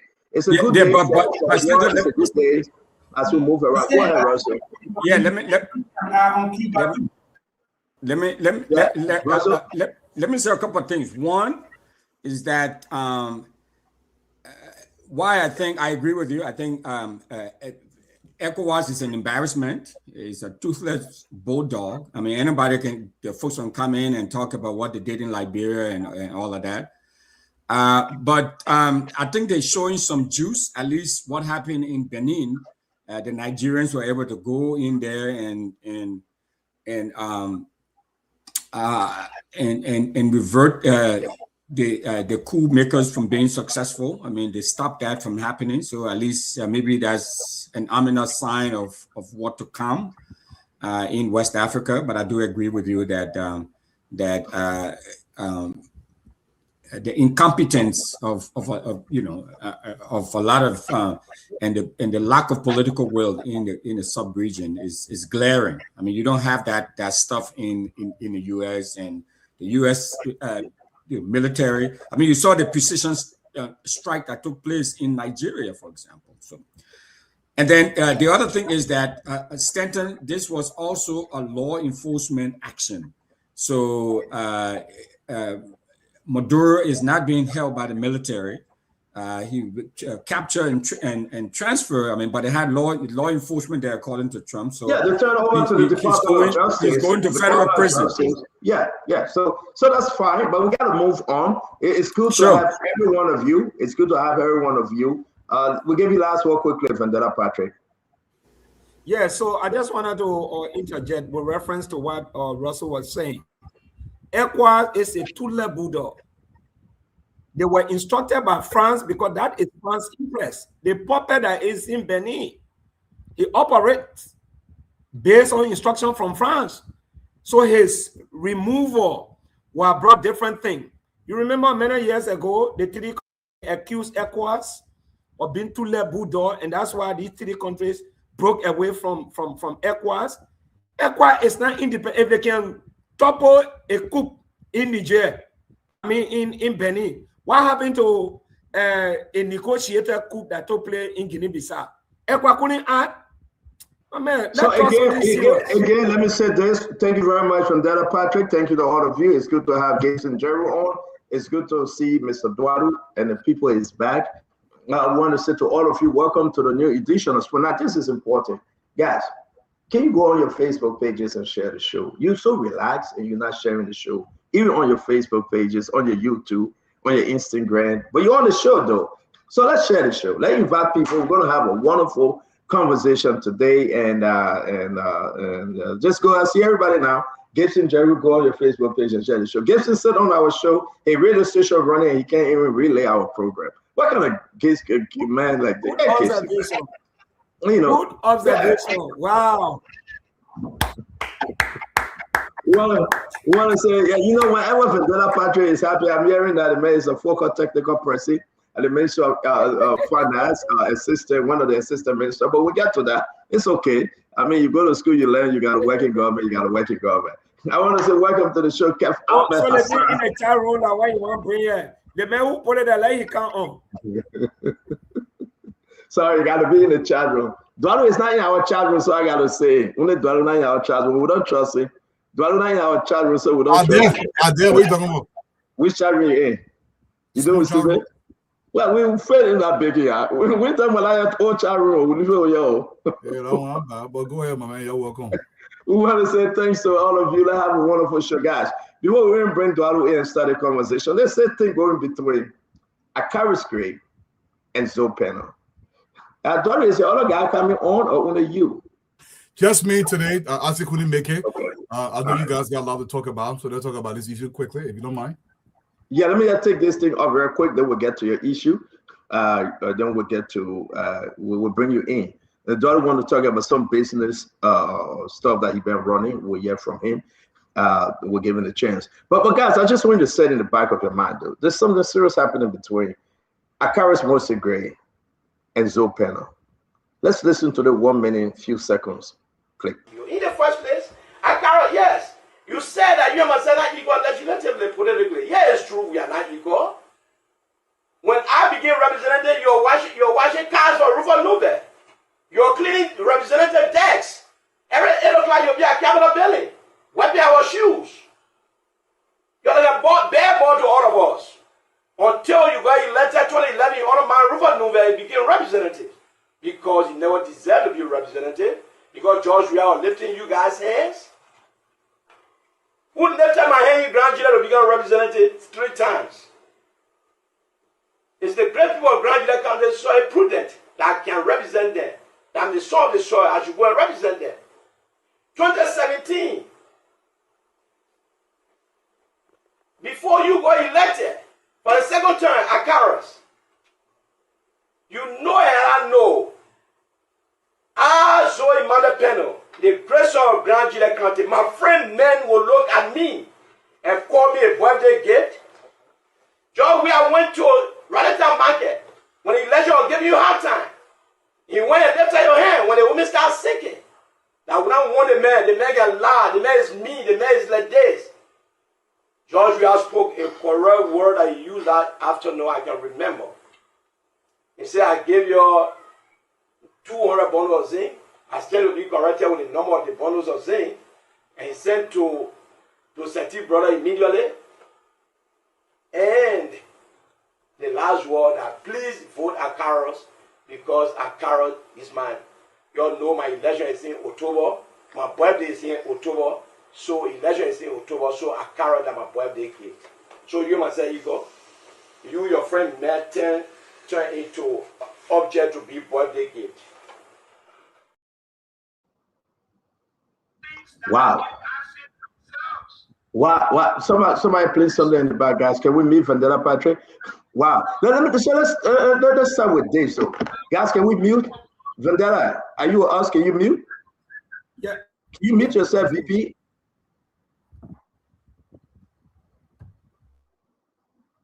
Thank you, VP. So let's get into this quickly, and then we'll turn to our brother, Mr. Dualu. Emmanuel, this thing between Gray and he called Akaris Gray a car washer. That I mean, I didn't say it. Don't laugh. Carry don't laugh. He called him a car washer. He called Akaris Gray a maid. Akaris Gray used to clean the decks, or office maid, clean the decks in the office. He called Akaris Gray a bag ball. He called Akaris Gray a male gift. That Joel said, I'm a gift. So Akaris Gray is an object. That's what he said. If you didn't listen to it, I wrote it down. Am I making a mistake? And I hope Akaris Gray is listening. This is huge. He is calling Akaris Gray a car washer, a maid, office maid, desk cleaner. What are you laughing for? Don't do this thing. But you're laughing, you're gonna make me laugh. He called Akaris Gray a bag ball. Emmanuel, seriously? West Denton, the last group I ran this afternoon from 2:30 to 3:30 in the treatment center, I was working with 50 people and we're discussing self-love, self-care. And exactly what the Zoe panel was saying is what we had to affirm ourselves about. Look, every one of us started from somewhere. When I was in university, I worked in a library. I cleaned a library to pay my school fees. And in that same university, the day I graduated, I was made a graduate assistant and I rose to the rank, in that same place. And I'm well respected when I walk through that on that campus. So it doesn't mean that because someone cleaned your bag yesterday or was doing something yesterday that they cannot excel. It's an excel rather. It's the beginning of a process. So you don't try to play on someone's self-esteem because they were in the process. I saw Splash. If any one of you could remember, I used to travel from Nigeria to Liberia to sell Splash to pay my way through college at a point in time in my life. What is Splash? Oh, you know Splash? Okay. Splash was this beautiful design that was in the 1990s, if anyone can remember, where, when they're making fabric, and there's a mistake, it comes splashing out in different part of the fabric. So it was a very popular design in the 90s, and it was a good thing to sell. Made a lot of money from it. So we did things in life to survive. So when you come and start talking to someone because of the past, how they grew up to go to where they are, it's not the past. Is not the most important thing. It's a process. So if Akaras raised to the rank of being a member of the House of Representatives, I would be proud of him. I can look up to him for him to be a role model to other folks to say, look, this person started from point A and this now he at point Z. Now, I don't want to get into the issue of him being an object for the former president. I have no idea about that, but it's very, I mean, it's very mind-boggling that leaders would think they didn't start from anywhere. I mean, one of the things I love to do in life is to interview people who have reached status and ask them how they got there. We'll come back. Let's save our 2 minutes. We'll come back to you. It's very important. It started from somewhere. Akaros Gray accused, right, Zoe Penner of eating the church money. It's on Akaros Gray page. Akaros Gray said, Joe, we have took care of all of his promises in Grand Jide, and Zoe Penner ate the church money, and Zoe Penner ate all of money that was given to him by the former president, George Weah. So, ladies and gentlemen, that's Akaros Gray accusation. Kayo, I'm reserving Russell yet. Russell seems to be like a level-headed independent yet.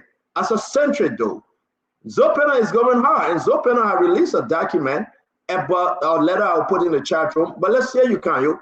Zoe Penner said, car washer, desk cleaner, bag ball, and he got more to say. Let's hear you on what you heard.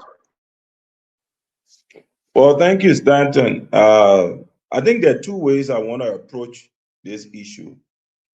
The first is about how we conduct our politics. And I think it's a conversation that all of us need to have about whether our conversation is about the issues. Are we approaching it with a practical, level-headed suggestions? Or are we engaging in lies, deliberate lies that lack evidence and vicious character assassination? And the reason why this is important, you know, particularly for me, before I come to the particular Akaros Zoe debacle, is that, you know, somebody told me the other day, they said, Kanye, why are you on Spoon every night and people level all kinds of allegations against you? They disrespect you. They say all kinds of stuff. And I said to them, I think it's an important place to be, because when you're not there, you don't get the opportunity to offer a perspective that people will hear. So if you get insulted a few times, you know, give or take, that's the collateral damage of the space. But I think what it raises is that we are losing track of what is substantial and important. Now, to the matter of Zoe and, you know, Akaros. You know, Dr. George, I like you taking it from the point of humility and people coming. I know you want to be an opposition solidarity person, so you moving with Akaros, and Akaros is somebody I know as well. But let's face the fact, you don't instigate a dog fight and expect that the person you engaging is going to come there, you know, with lapa and blanket to put it on the ground for you to lie down. No. Zoe accused, not Zoe, but Akaros accused Zoe of stealing. That's what he did. Beyond that, Akaros also labeled Zoe all kinds of names. Said that he couldn't travel to the U.S. It was President Weah who took him to the U.S. and many other things were said. Akaros shared on his page a video from another young man who makes it his business to consistently insult the city senator of Grand Jide County. He shared that. So he is not totally blameless in this. Zoe is simply responding in kind. Zoe himself has humble beginnings. So I don't think his response is to disparage Akaros' humble beginning. That's not the issue here. The issue is saying that you want to call my standing into question. When I started, where was your standing at the time? I think that's the issue. So we shouldn't get confused about humility. It's not about a lack of respect on Zoe's part for humility. It's about how you engage other people and you expect them to respond in kind. Now, in closing, this is what I'll say. Like or hate Zoe, whatever the case may be, Zoe is raising, for me, as a Grand Jidian, a very valid and important argument that as people of Grand Jide that have historically voted repeatedly for President Weah and the CDC, what have we to show? That is the argument Zoe is raising, and that is why they are attacking Zoe.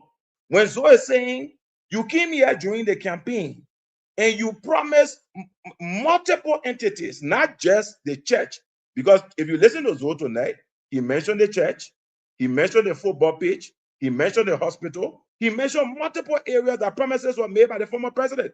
and they were never actualized. So Zoe is saying, at this point in time, look at the roads. They are far better than they were before. So if you want to accuse me of being somebody who's hypocritical, what is it you've done for us that have voted for you consistently in 80%? I think only Grand Crew can match Grand Jada in terms of voting for President Weah, which I believe is a valid argument. And I have also said that going forward, Grand Jada needs to reevaluate the support to any political party, that it has to be based on a quid pro quo situation. We're not going to vote for people who will not do anything for us. Thank you very much, Councillor. Let move on. Thank you very much, Councillor Bala. Let's move on. I'm going to bring you in Paul Kennedy. It's very important. The reason why we're doing this and we're saying this, something is about Grand Jada and the southeastern part of the country. The argument now is broad and Paul. Yes, indeed, what our brother kind of just said is true. Akaris Gray went after Zopena. After Zopena said that Josh Brother, we are all the people of Grand Jada, all the churches, he didn't live up to his promises, right? And Akaris Gray responded. And listen to what Zopena is saying now. What say you, Paul? Thank you, Stanton. I think, Senator, I hope they don't make this thing about Grand Jada and our people and whatsoever. In his position as Senator of the Republic, I don't think Senator Pena should have gone after Akaras in response to him. When you do that, you validate, naysayer, you validate speculation, you validate gossip. As a sitting senator, I've spoken of where the former president are and how he could have contributed to my county, the efforts and promises he made that he didn't hear to. Whoever comes after him, if it is not the former president speaking, I will never validate or give that person any credence.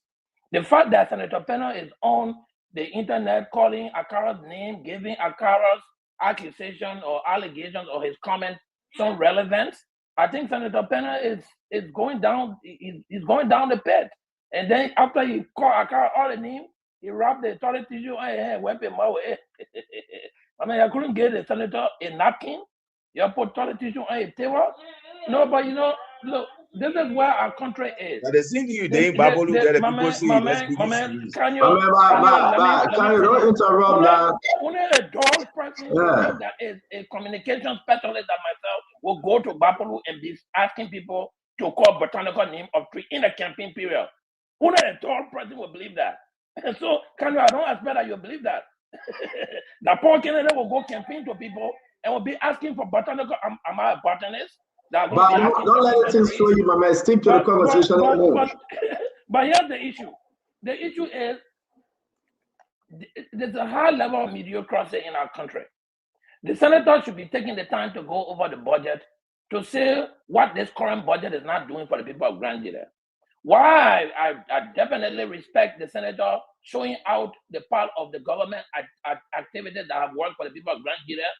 There are still a lot that are needed to improve the lives and well-being of the people of Grand Jada, beginning with the current arrest agenda, beginning with how the budget is responding to that. And I thought that these are the kind of issues the senator will be facing a day on instead of wasting time behind Akaras Gray. Akaras Gray is no longer a representative of the country. Akaras is my friend. I do respect him, right? But he shouldn't be discussing any national issue that will prick the senator to the extent that he will divert his mind from serving the people of Grand Jada to start running after an internet fight. This thing will escalate. You have a gang fighting again. You have group running behind people, and they are all nothing but sheer mediocrity. I don't think that the senator, in the mind of a statesman, should have gone after Akara. Forget Akara, what he says, and pay attention to the people of Grand Jada. It's taking Paul, but do you believe? I mean, you agree with that, Dwadu? Let me bring you in, and you agree, Dwadu, that Zopena shouldn't respond to Akaras or any sedition on those major accusations against his person, Dwadu? Yeah, I don't want to dwell on that, but I believe Zoe should respond. Liberia is a different society, Stanton. And I will leave it at Zoe should respond. You cannot allow it to fester. Okay, so let me bring you in, Vendetta, and you, Vendetta, what's up with this whole back and forth? So, I'd like to make two comments. One is that It has a political undertone, of course, it's politics. Since Honorable Penner broke tie with the CDC, we made a popular statement that he can now wear his white suit and go Grand G there. The same day he reached, he fell into problem, with the CDC. And I think it's also unprofessional because he identified with the CDC. If the standard bearer of the CDC made a promise and he didn't fulfill, it is the responsibility of those who identify with the standard bearer to do the needful, to save the face of the party. That's what people do. If your leader made a promise and they can't fulfill, perhaps they have overwhelming problems running in their heads, you are the direct representative of that political institution. You go there and do it. Even if you address the issue, you don't have to come in the public domain to say that. Politically, it's demeaning. Secondly, I disagree with him to describe Akara as somebody, who used to clean people's shoes. Yes. Where did he come from? Before becoming a senator, where he came from? Was he born with a silver spoon? Was he born in a wealthy family? The story we have not told is the fact that many of us came from poor backgrounds. There is always a struggle story. Akara cleaned bathroom, Akara did XYZ. That was the beginning of the struggle. So it sounds very cacophonious to say that the man clean people shoe, he used to clean our shoe, and he became a senator. Akara's story is a story of inspiration based on what he said. Someone who comes from down the line to clean people's shoe. I live as a husband. I work with people as a husband. As a husband, you are the last to go to bed, first to wake up. Should somebody remind me tomorrow where I came from? It means he's oblivious of his own upbringing. He came from a struggle background. So struggle to be where he is today. He should be happy that Akara identified with his struggle to be where he is. It's unfortunate, CEO. Nobody was born with a silver spoon. That response was demeaning. It should not have happened. It should have been more intellectual. Everybody have a different story. Struggle story. If we ask to give account, but before we leave you, but personally, VP, this is politics, right? You do me, I do you. Listen to what Brother said. It needed a response. You can't let it go. I mean, you blame the senior lawmaker now. Say, oh, my man, be quiet, keep it on the hush hush. But in Liberia, you want somebody to score a political point on you? I mean, great our colleague, he's our panelist on the show. But to every action, equal and opposite reaction. And Zopena have to we have to set the disco. A lot of people listen to this platform. And we cannot come here and demean the platform. Akara was specific. He engaged a man on political issues, address the issue, and leave the personality out. Let this was the issue. We need to set standard. I would have used that response. But when politics become more political, the use of undigested words become the order of the day. And this is the reason why our political system is not appealing. Because just what he said today, I could see anger, I could see lack of substance, I could see a barrier of his own struggle history. He came from a poor background. Yeah, it is true. It indeed true. They can go back and forth, but I don't know how we're demeaning. This is what Spoon Talk is about. I love the fight. I love for them to fight each other. To be friends with you, Vendetta Patria, I really do. You people can call each other through here, you celebrate. Vendetta Patria, I really do. Then you can't let your put their lead on me. My put their lead on you, and we'll move on. Liberian people want to see it. If Zopena sit there and allow Akara to have a political point on him without responding, people believe that Zopena ate the money. Whatsoever money. And if Akara sit there and allow Zopena to have a say on him, and Akara will not come and respond or go back on Facebook or somewhere to tell the Liberian people that, yeah, it's the issue. And people are bringing Brother Russell and the rest of the guys, right? Daughter will come to you, you will talk your own. I really want to say this though. Did Jowiah fulfill his promise that was made to the Liberian people of Grand Jide? That's a unique question. Daughter came on the show the other day and said Jowiah lied to the people, he didn't pay the university bill. Zopena said Jowiah didn't pay that money. So CDC had the right to respond. Who ate the people of Grand Jide money? 6 years on the job, man, and we are. It's a fair conversation, guys. I don't let no Jade talk. My Puda will lead on you. Your Puda will not lead on me. So this is the fact. Somebody ate the people of Grand Jide money. Zopena is fighting for his political life. Did Zopena eat the money? Look at the letter. Before we bring Russell in, look at the letter. This is a letter Zopena sent to Natana Fado Magel. Zopena reminded Fado Magel of $50,000. Did he receive this money? I put it in the chat room. Read the letter. They make promises, $50,000. Who eat all the money? $25,000 for the church. Who ate all the money? Somebody ate the people of Grand Jide money. And you know the southeastern region is going to be very important for both opposition and imposition. So somebody got to fight. The southeastern region is heavily in favor John Manawia. And everybody know that. It's not a secret. Zopena is not supporting John Manawia. He's supporting Jose Yima Boyka and Jeremiah Kwankun. Russell, isn't this a fair political fight? But what I want to see, I wanted to dig deeper. Who ate the people money? Why the road to the southeastern region was never fixed, never repaired? I mean, can we ask this question instead of, oh yeah, the man, he's a criminal, the man used to wash dishes. So what? We talk about now, Russell. Who ate the people of the southeastern region money? Yes, it is. It is about the year now. And, you know, I have a friend here who calls himself a Trump Democrat. And Donald Trump was born literally with a silver spoon in his mouth. But guess what? If you hit him, he will hit you back. If you hit him, he will hit you back. So, you know, this thing about, there are a lot of extremists in the CDC, many of whom are on this show. They will not talk about the issue. They will start going after you personally. You got to CDC extremists? There are a lot of extremists. You do this in the chat room today. I won't cut you off. But I think you're being one-sided, though. But no, call your own way, address that. You got no. It's not being one. It was not being one-sided. I think that okay. My view is that let's talk about the issue.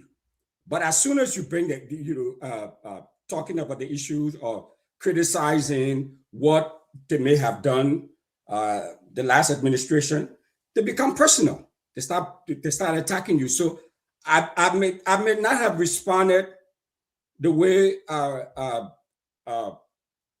Mr. Pena responded, but I think Emmanuel, he needed to respond. He needed to have responded to Mr. Gray. I mean, that's just, you can't come and attack somebody, person. I mean, all of us came from humble background. I washed dishes here. I came here on a scholarship to attend college, in Michigan. I washed dishes too. We all have humbling, a background and beginning. Okay. But if you come and attack someone who is a certain lawmaker, you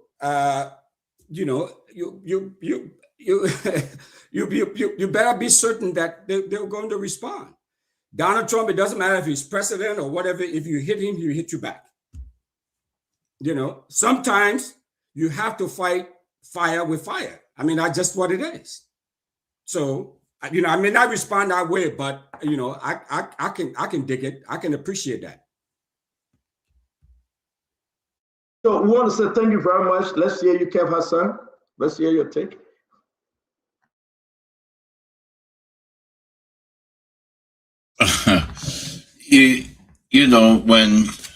When I listen to folks who want to speak on behalf of Zopena, and I say to myself, where are the integrity? Where are the integrity? And it baffles me, surprised me to see folks who some of us thought that we will respect, but don't have integrity. I sat with Zopena 2023 at the UNGA. He said everything good about President Weah. We sat in the suite of the president in New York. He said everything. The proximity of some of us with those guys, know them. And if you don't have a proximity with some of them and know who they are and try, then I think you should shut up. Because we know those guys are criminals. Because we know who they are. Zopena is going against Akara's grade about his beginning. Do you know that Zopena was a driver of George Manuel Weah? He was. Ask him. He used to drive George Manuel Weah when he came from Europe. He was a driver of George Manuel Weah. George Manuel Weah took Zopena under his arm long before politics. Anybody who have proximity to George, can you sure know that? Can you know that here I was in the same chat room and we know what's open and that he knows. It didn't happen that Kanye threw his integrity in the water, so he don't have it anymore. But he knows that. You just get ready for it to blaze, yeah? Just get ready for it. To see, for people to listen to Zopena at this moment. You see why Mommy called him an evil man? You see why Mommy called him an evil man? This is why Mommy called him an evil man. Because I sat with Zopena. Matter of fact, Stanton, you remember Zopena met us at Boulevard. He came there. He was there. He sat with us. So what I have to do with anything if he came to Boulevard? He said all the good things about the to you, not to me. Zopena, he said all the good things to me. Yeah. He said that. He came to us. He came to us. Everybody came to us. Joey came to us too. So what I have to do? You call my name. I think you should respond now. Yeah, man. Yeah, Paul, the guy has something else. You know, Zopena came to us. Well, running all the good things about CDC. He with us in Boulevard. He sat in front of us. This man, that's why I'm saying, if you don't have the proximity to this guy, shut up and stop talking. Because Zopena is a criminal. We know that. You wonder, can you check and see why Grangidians are not supporting him? They're going on the air and condemning him?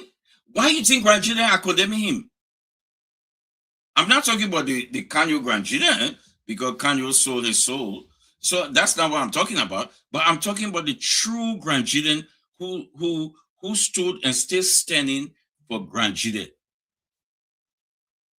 So for me, anybody who support what Zopena is saying, you don't have integrity, and I think you fall into that useless part of Zopena. You don't have that integrity, and I think you should.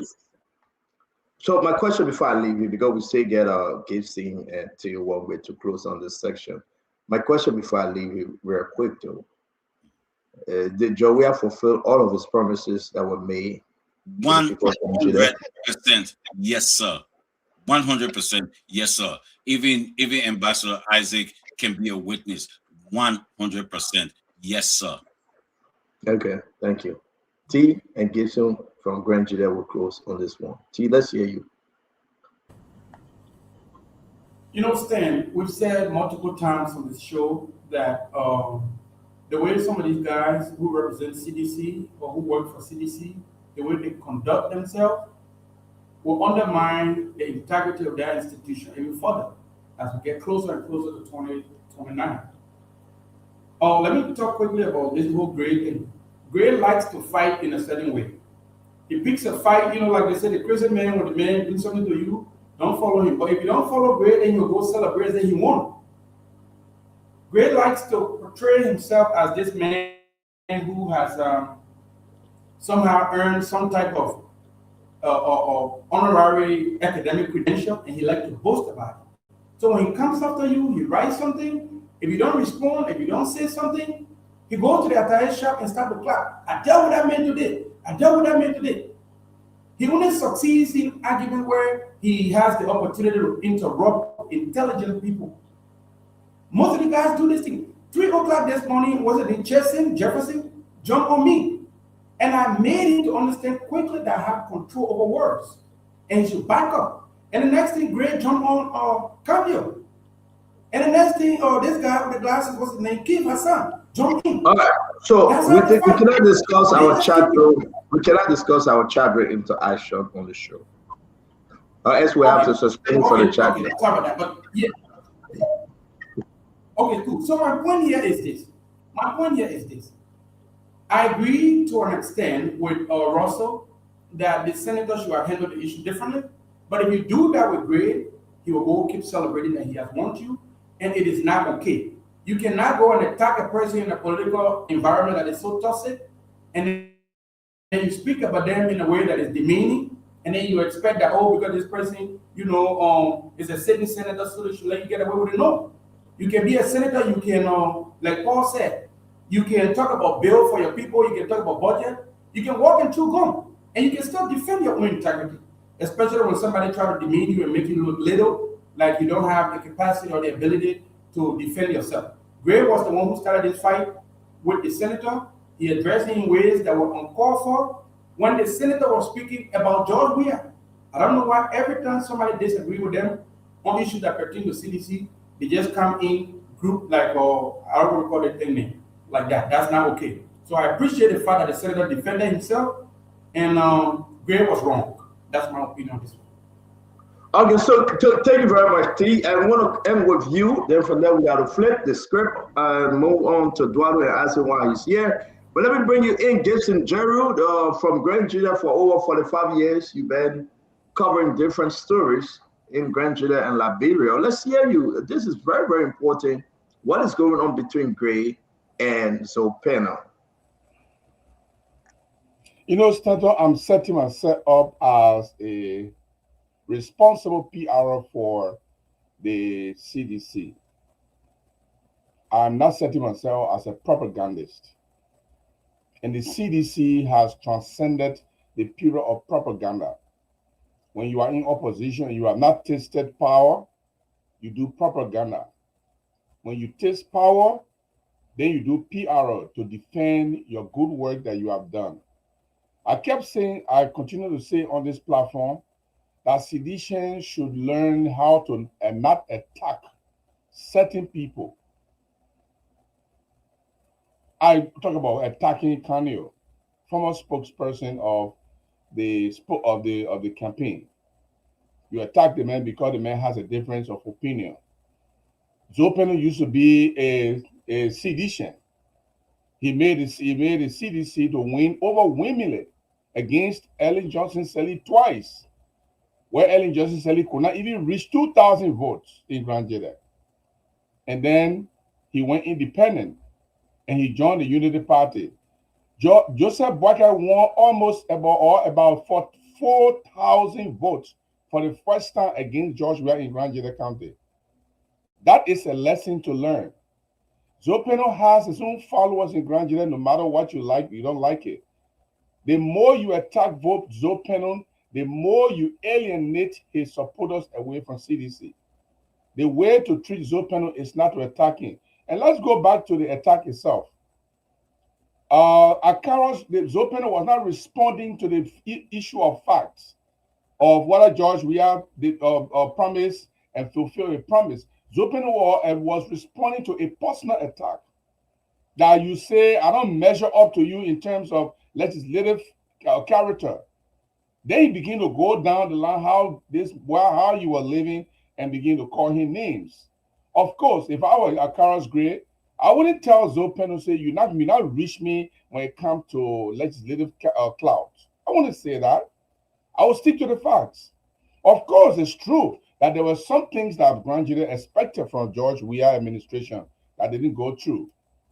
There were 3 times that we know that if they, according to, I don't have the facts, but according to information that we have from other officials of government that we talked to, there were 3 times that money came for the Southeastern Road and it was diverted to something else. Whether it's true or not, that particular road for Grangidians was pivotal. And Granjida loyalty to George Weah is in 2 folds. Let me tell people today. They love George Weah as a person who identified with Samuel Doe. That's how they see him, that Samuel Doe's son. The other reason Grangidians are stuck with George Weah is because they feel comfortable with George Weah. They know Ellen Johnson Sirleaf will not do anything for them. They don't care. They think Ellen Johnson Sirleaf doesn't care about them. They think Joseph Boakai doesn't care about them. But the message is changing. We got to be careful that if we are not very, very careful not to attack senior Grangidians, Joseph Boakai goes for 2nd round. Instead of 4,000, he will go to 8,000 or 10,000. It was needless for Gray to mention whether he was better than Zoe Penno in terms of being a lawmaker or legislator. Stick to the facts. Talk about the failure. Talk about the success. Talk about what Joshua has done. As Zoe said it, not Akaris. It's the other way around. It's the other way around. Let's stop interrupting. What interrupting is no fault. I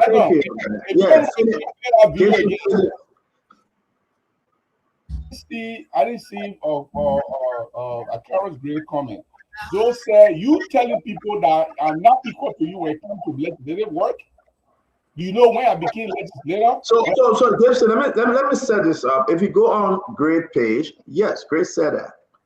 He wrote that on his page, right? Gray said that. Let me say something to you, and I know you disagree. Are you saying that some sedition, they are fast to talk, trying to show that they are macho men, and, they got muscle, they can fight? Or you think they're getting this from former President George Manneh Weah that go and fight for me? I mean, you saying you're going to be the PR for George Manneh Weah now. What do you think happening here? I think that what I call insecurity dome in Liberia as a happy, trickle-minded security people is the same happy, trickle-minded sedition. They want to act to appease George Weah, to prove to George Weah that they can stand up for George Weah anytime. If I'm in the CDC as a PR, George Weah cannot tell me to go cause anybody. I will do it. I'll tell you, Chief, that's not what I'm here. I'm here to fix your image. I'm here to fine-tune your image. I'm here to talk about the good things you have done. I'm not here to cause anybody. I will never insult Joseph Boakai. I will never insult anybody, no matter how you speak evil of George Weah. I will tell the people, well, this is not about insulting George Weah. This is about the things that George Weah have done. And I will stick to the facts. This is the time we need to stick because because we got to go. It's just, listen, it's 5, 9, maybe 10 for the one. We got to go. We got 4 more minutes on this. Real quick, my man. What do you think? These guys don't have no leaders, nobody talking to them, nobody directing. Anybody can just get on like Gray and tip pen and paper and go on Facebook and write. I mean, you gotta have a structure here. Somebody, are you seeing that anybody can right now can just write anything? And people in sedition will come and celebrate him. What do you think? Who are they listening to? Who's sedition listening to? Let me just give you an example just now. When Kev was about to speak, he said, "Can you sow his soul?" He was supposed to speak about Zoe Penno and Akara's grave, but he threw a jab to Kanye. What was the essence of that? When you threw a jab to Kanye, when you caused Kanye from head to toe, how does that answer the question? That's what I said. When that is new CDC, the new CDC will have to project itself as an adult in the room. We are not going to insult people. I am not going to insult people. I'm going to tell people about the good things that Joshua did. I'm going to tell the people where he made a mistake and why he made a mistake and how he's going to make a recovery. That is the new campaign that we're going to get into. And that's why Joshua... I mean, I'm surprised to hear this from Ahubi Seditious. I mean, you left, how you call him, Teron Gonglo hanging, and he couldn't get a 1%. But I mean, you're doing extremely well. I mean, this is what people want to hear, right? Let me move on back. I gotta move on. Remember Teron Gonglo's spokesperson. But remember Teron Gonglo's spokesperson, leave me alone. Right? I mean, I want to see what here and leave Gonglo out. Yes, sir. Out, please. Yes, sir. But on a serious note, though, I'm not completely. A lot of people appreciate what you're saying here, but I think that would be a hard work for CDC. And I want to say, again, we'll reach out to Zoe, and if you listen to Zoe fight and the fight between Zoe and Akaris Gray, I think you are taking a very unique line here that a lot of people will appreciate, especially the people from Grand Trinidad. That's why you get in there. I think Grand Gideon will make you the leader one day. Gibson, you read the balance they're saying. So between Zoe and Ambassador, you will be running for senator. Ambassador Asa Yamblo, between Zoe and Ambassador Asa Yamblo, who do you support for 2029, Gibson? Neither. Okay. The reason I said neither is because CEO Gibson is running to be senator 2029. I'm not running. All right. Let's hold on there. Go ahead, Gibson, real quick. We got to move on. I'm not running to be senator. I'm not even registered. I don't have a registration card as a voter. I have to be a voter first before I can contest. And I'm not ready. I don't have money now. Is it because you? Let me tell you. We gotta go. We got 30 more seconds. That's why I said neither. In terms of education between the both, I say Inabo is more educated than Zoe. I say education making haughty, making proud. And she did not show to the grand jury. Record, we know a reason. I leave that there. But Joe, we are supporting Asa Yamblo though. So if you go as a PR for CDC, if Joshua was to invite me in the room, if I have the privilege to sit there and say, can we carry Asa Yamblo? Well, you now even pass the primary, that's the first thing. But if you share carry people like Justino. So Joia is supporting Asa Yamblo. I'm gonna tell you right now, he's for you. If Asa Yamblo was offered a job in this government, Joia told him to refuse the offer. He reached out to Joia. Joia said, do not accept any job from this government, from President Bwaka. He said yes. He went back to the president. I know it for a fact. And he refused the offer because he will be running against Zopeno. So are you saying that now you're supporting Joia? Joia says support Zopeno, you say no? Joia says support Asa Yamblo, you say no? No, that primary thing. My ballot will be clear. It will say, in fact, I will put a big no on the ballot. So Joia said let's support Asa Yamblo, you will say no. That's just what you say. Mr. Stella Berra, get your hand away from Asa Yamblo. You will not bring your name to limelight in Grand Juda County. Okay. Thank you very much. Ladies and gentlemen, it's a good round. We just cover at least maybe an hour on this conversation.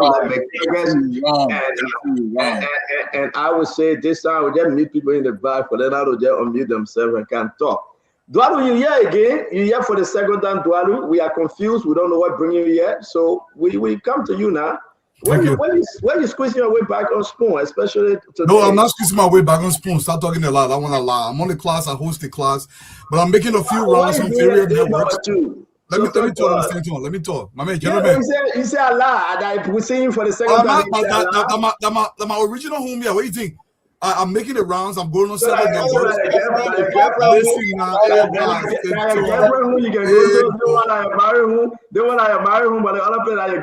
No, they want my old wife there. They want my old wife here. I got new wife now.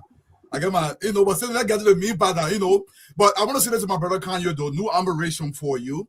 I appreciate your position and the discipline you bring to this. But I gotta be serious, gentlemen. I know I'm not here for a long time. And Stanton, I want to say big thank you. I'm going to be making the rounds all around. I don't talk long. I tend to talk very fast, but I have to make this disclaimer. It is crucially important. I want to say this to young Liberians, especially those of you guys that will be writing in the thread. I want you to understand this. You work for your money. You decide what you do with your money. Nobody will force you to do anything. If you say, Mr. Dwalu, because you did not support my God, or you have a different political view, I'm not interested in building industry in Liberia, that is up to you. Nobody's going to force you. Let me get to the point and say this. Again, Stanton, thank you.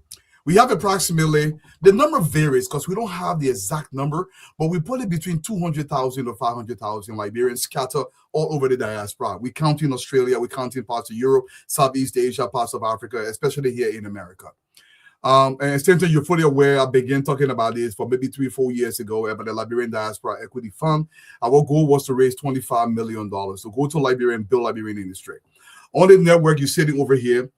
I know my younger brother, the last time on the show, he said he's more educated than me. Hopefully he picks up my resume one day and takes a look at it and will determine who's more educated. But let's forget about that thing. Everybody here is college educated, but we all are not building something substantial in Liberia. This has to change. Over the last year, Stanton, we've had commitment north of $500,000 so far. We have processed a few $100,000 so far as we begin to expand these shares to make sure we build Liberian industry. We are continuing to sell these shares very rapidly. Now, some people that don't know the background about this, we are here registered in the state of Massachusetts and with the federal government, the Liberian Diaspora Equity Fund account. We are rebranding our website, hopefully to relaunch it again next week to make sure people can go on the site. Stanton, I'm going to say this. We talk about government a lot. We talk about government, and some people say, oh, when you come, anytime you talk about government, the assumption is you're looking for a job in the country. If I want a job today, I will get a job. But I got a job. I'm working right now. But it can be because I have to reshape the way we think about Liberia.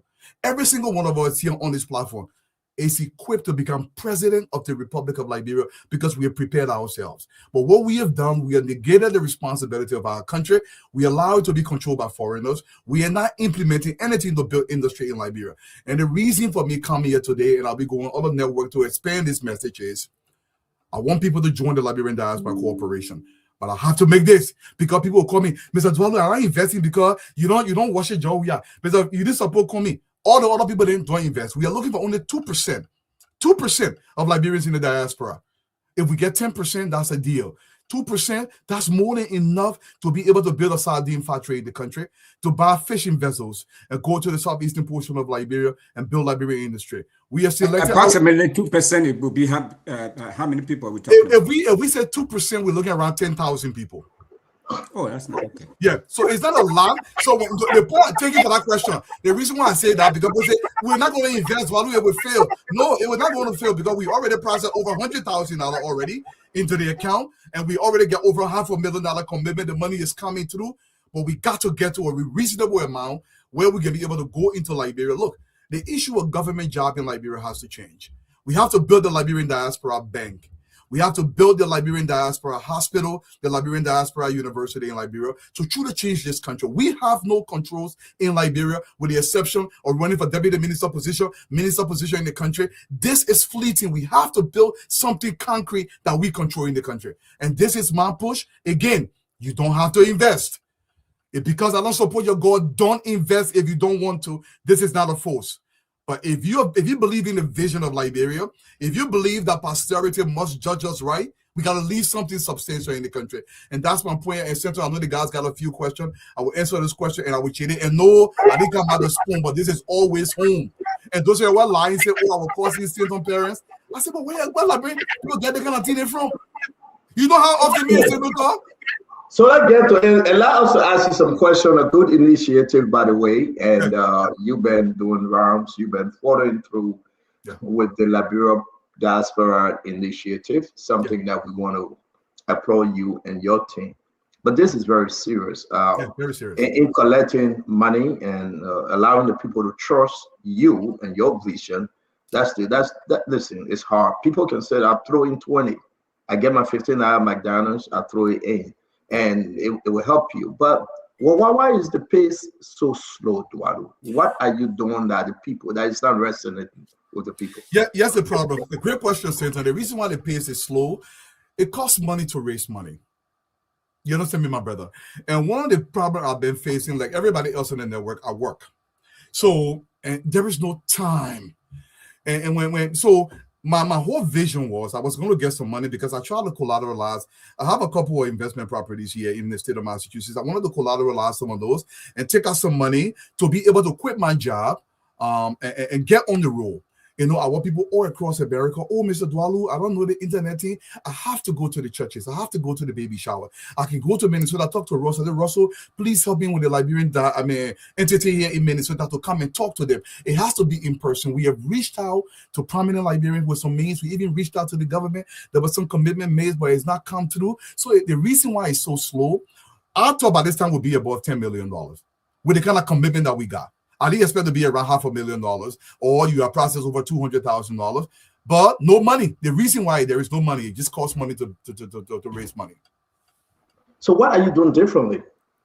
What we are doing now, we are rebranding. So what I've done, I've been using I say myself, a lot of my own money from the lawyer, the CPAs, you know, the state, the federal. It's a lot of regulations surrounding this thing, right? So a lot of my own money that I use to put into this thing, but what I've been doing differently, we are relaunching the website to kind of rebrand the website in a way. One of the things I'm doing too, like this show, for instance, I come here, I may go to the closing. I will go to any kind of show. Another thing I want to do, a couple of weeks ago, I was in Philly as a guest speaker for UNABWA, the Basel Association, and try to explain to people what this is. So I want to start making some round, but I got to use my own money because it just costs money to raise money, and that's the issue I'm facing. So what you have collected already, can't you, was it part of the agreement that you use some to? So what I collected already, and part of the agreement, because the share is actually $90 per share, but you pay a total of $100. There's a $10 processing fee. But the processing fee, what I've done, I try not to really, because the way the state of Massachusetts regulates this thing, right? So we report to the state. So if you went on my personal Facebook page, the state updates you with a new assurance on guarantees that you will follow all the regulations, right? So the money goes into an escrow account. So you in Jersey, you can just go to the Liberian Diaspora Equity Fund account and you deposit your money. And people will call me and then I process right on this computer. I process the application. I do everything, then I mail it to them. So it's just me doing it. But my goal is to bring 3-4 people on board. I've zoned the U.S. into 5 geographical zones. I want to include Australia and most of Western Europe and have a representative in those cases. But you got to pay people when you pull them. My last question: Do you think your political steering have destroyed you? Do you think your politics? No. My politics. Look, no. That's the reason why. That's the reason why. I know people have said, "Oh, Mr. Dwalu, you can't talk politics." Let me tell you something, Stanton. I don't care what you do in your life. People will hate you for what you are. I have people tell me straight up, Dwalu, you speak serious. We can associate with you. Dwalu, you're not from Nema County. This is going to be associated. Dwalu, I can't allow people reason. Liberia is too important to me not to talk about the politics of the day. That's why I tell people, if you believe my political leaning, if you believe building a shovel and wheelbarrow factory in Kakatan, you don't want that because I support a government that is developing the country. Don't invest. Do not invest. Don't you think that position now, that position you are taking, don't you think it making out to be a neutral person, a neutral investor? I am not neutral. No. You agree for us to ask you some hard question now. Because we got to clear the air. Don't you think if you're saying that because of my politics, don't invest because of this, because Liberia is 50-50 right now. Mm-hmm. Opposition and imposition. No, it's not 50-50. Already. Yeah. Say that again. It's not 50-50. Why is it? Well, my guesstimation right now is more than 70-30. A lot of people see development across the country. No, according to the last election, it's 50-50. No, the last election is too far away. I have a question about. No, but you want to bring the politics, and this is exactly what we are saying. Yeah. You going back to Liberia from all 15 countries, you want to invest, and it's a good plan, good program. But if you're saying that because of a political stand, if you don't respect that, I'm supporting Jose Yimabwaka and the government. Don't invest in me. You have already now canceled 50% of the population. That's not true. First of all, let me make a correction. I don't support President Bwaka. I support the Republic of Liberia. There is a stark distinction between the two. People don't understand this. People on the other side deify their political leader. I do not. I support Republic of Liberia. If you're doing something, Google my country. I support that. Everybody will have the time to ask questions. We've already brought in Dwalu today. We're giving the rest of the program because this is important, right? If you want to invest for the better Liberia under this program, I think we have to discuss it today. A lot of people listen to Dwalu. Let's give him the chance. So I will pause with my question and we'll go around the clock. We're going to start with my brother Emmanuel George. Emmanuel, your question for Dwalu. And by the way, on the record, Dwalu didn't pay us a dime since he's been doing this thing. We're doing this because of, relationship, and I think it's a good idea to do it. So let me just set the record straight. Emmanuel? Yes, I want to congratulate Dwalu. I think it's a great idea. I think it's something we need to do. Those of us who were refugees in Ghana and Nigeria, we saw the Boko Boss coming. A-Life supermarket was diaspora who put the money together to start a supermarket, and it already ran most of the Lebanese people out of Ghana at that time. In fact, the Kumasi boys took over the transport industry in Ghana. So when you go to Circle, most of those big luxurious buses are from the Kumasi boys. But I agree with you, Stanton. I think if you really think about this, Dwalu, I'm interested. I can talk to you behind the scene. But what you may need to really think about is how our politics work in Liberia, being an open face. I know you say you support Liberia, but you are on, we joke with you about it, but let me call the actual name of the show. You are on Class Reloaded. And that's correct. The host. Your host too, and that put you in a political position. And once we start seeing someone like the Honorable Musa Bedete speaking to how his investments have been targeted by the current government, it's a red flag to some of us who would like to invest into this, where the key person is leading the investment is actually a political figure, and how we see different people reacting to how government react to their businesses. That's the first thought I would like to share with you. The second, to respond to that. Yeah, let me add the two together, then you respond, and I'm true. The second thought that will add to that is that in your conversation, there's a lot of eyes. And as someone who wants to invest with you, I become very frightened when the eyes, like it's individual, what I'm working on, what I'm doing. So perhaps you want to share that there are other stakeholders in this, and it's not only around you, but others are working with you. But I will talk to you behind the scene. Okay, so first, if you heard this is not the intent. It's not an I thing. So, and another thing I want to dispel also is this is not Dwalu's thing. Just because Dwalu started, you can become the CEO tomorrow morning. This way it's structured. So take a look at the Alico Incorporation, the way it's designed. And I want you to understand this though. It's not a political thing. Look, Brother George, I would say this to you. The way our country is set up, it doesn't matter what you do in the country. Somebody will hate you for something. Do you know that a lot of people saying, well, I'm not going to invest, I'm going to go start a new one to counter it. So I cannot dwell on that. The boat was sealed with the people who understand the vision, and we see this vision to transform Liberia. If you don't get on board, look, people want people to beg them. It's not in my character. The sentence say, "Man, put there will not lay on you." My Liberia has to develop. And if you feel this is not something, it's your cup of tea, great for you. That's fine. And I want people to understand that your money, your take. Look, do you know a lot of Liberians invested with a white guy recently? I think the part of them Minnesota, the man screwed in. Have you heard one Liberian talking about it? The reason why they don't talk about it is because they want something to fill in the community. And this is something we have to do. This has to succeed no matter what. So I'm not going to coil because somebody say, oh, they made me support my political leader. I'm a political being. But this vision is great for Liberia. If you cannot see it, great for you. My issue is to bring the message to you. Like I said, I don't expect everybody to invest. But people that see the vision will go along with it. Are you done, Emmanuel? Okay, Brother Russell. Thank you. This is a brilliant idea, Dwalu. So thanks to you and all of the folks behind the scenes who are working to make this happen. It's a monumental task, considering the way our politics operate, and I understand that. But you're hanging in there. So, at the end of the day, it's about getting to downtown. Sometimes it's not how you get to downtown, but the goal is getting there. That's important.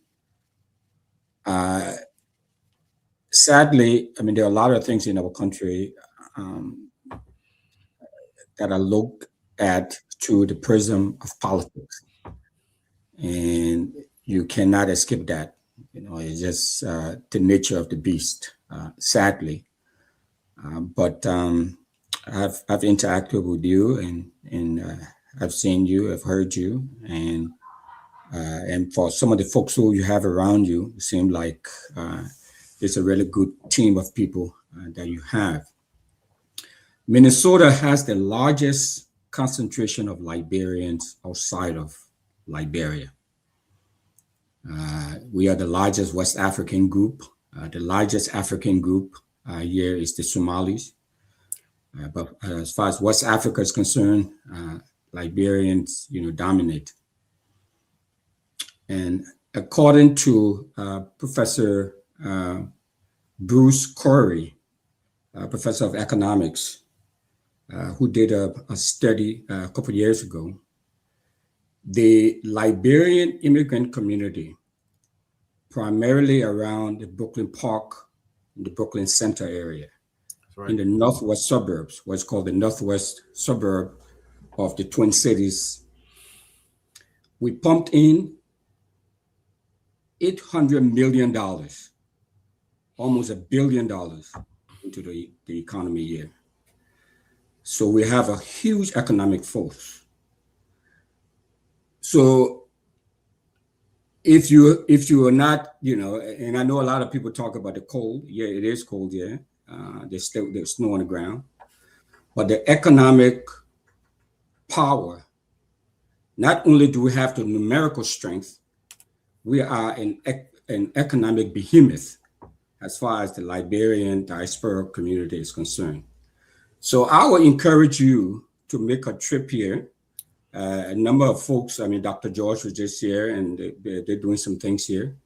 And maybe go around to all of these different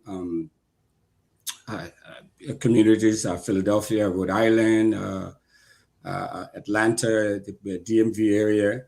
And, maybe that's what you have to do, and have these sort of engagement conversations.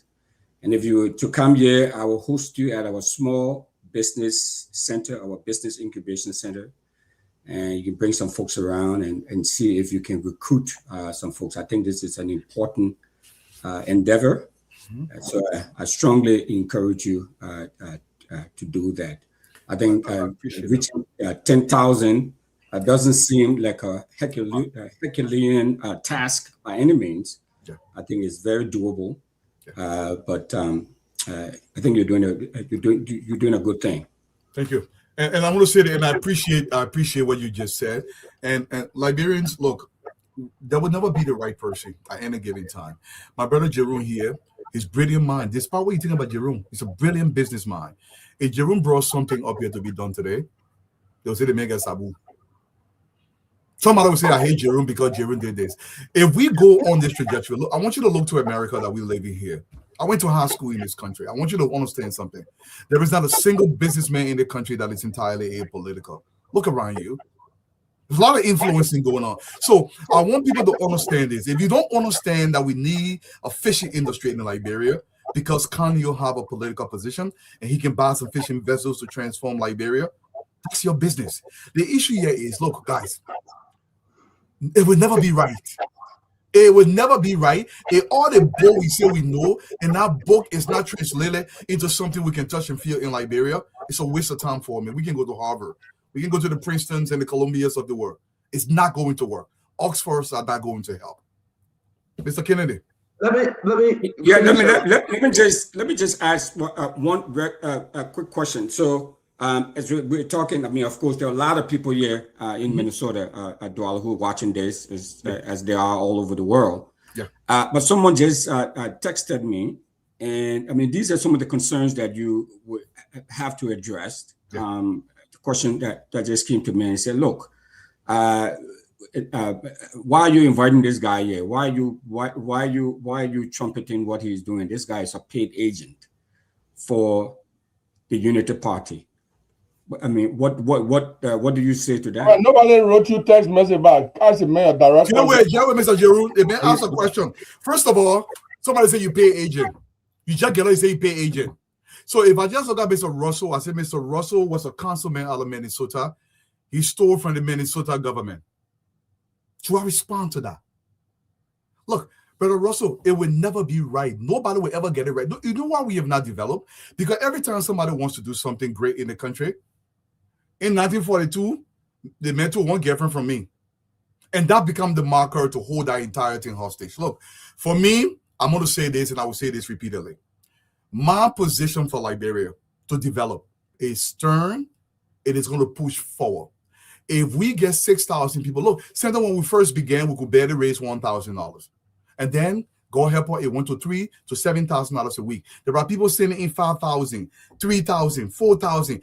But the dollar give me 20 shares, give me 10 shares, give me 5 shares, give me 30 shares. I have a bunch of people buy 50 shares, 50 shares. We will get to where we need to get.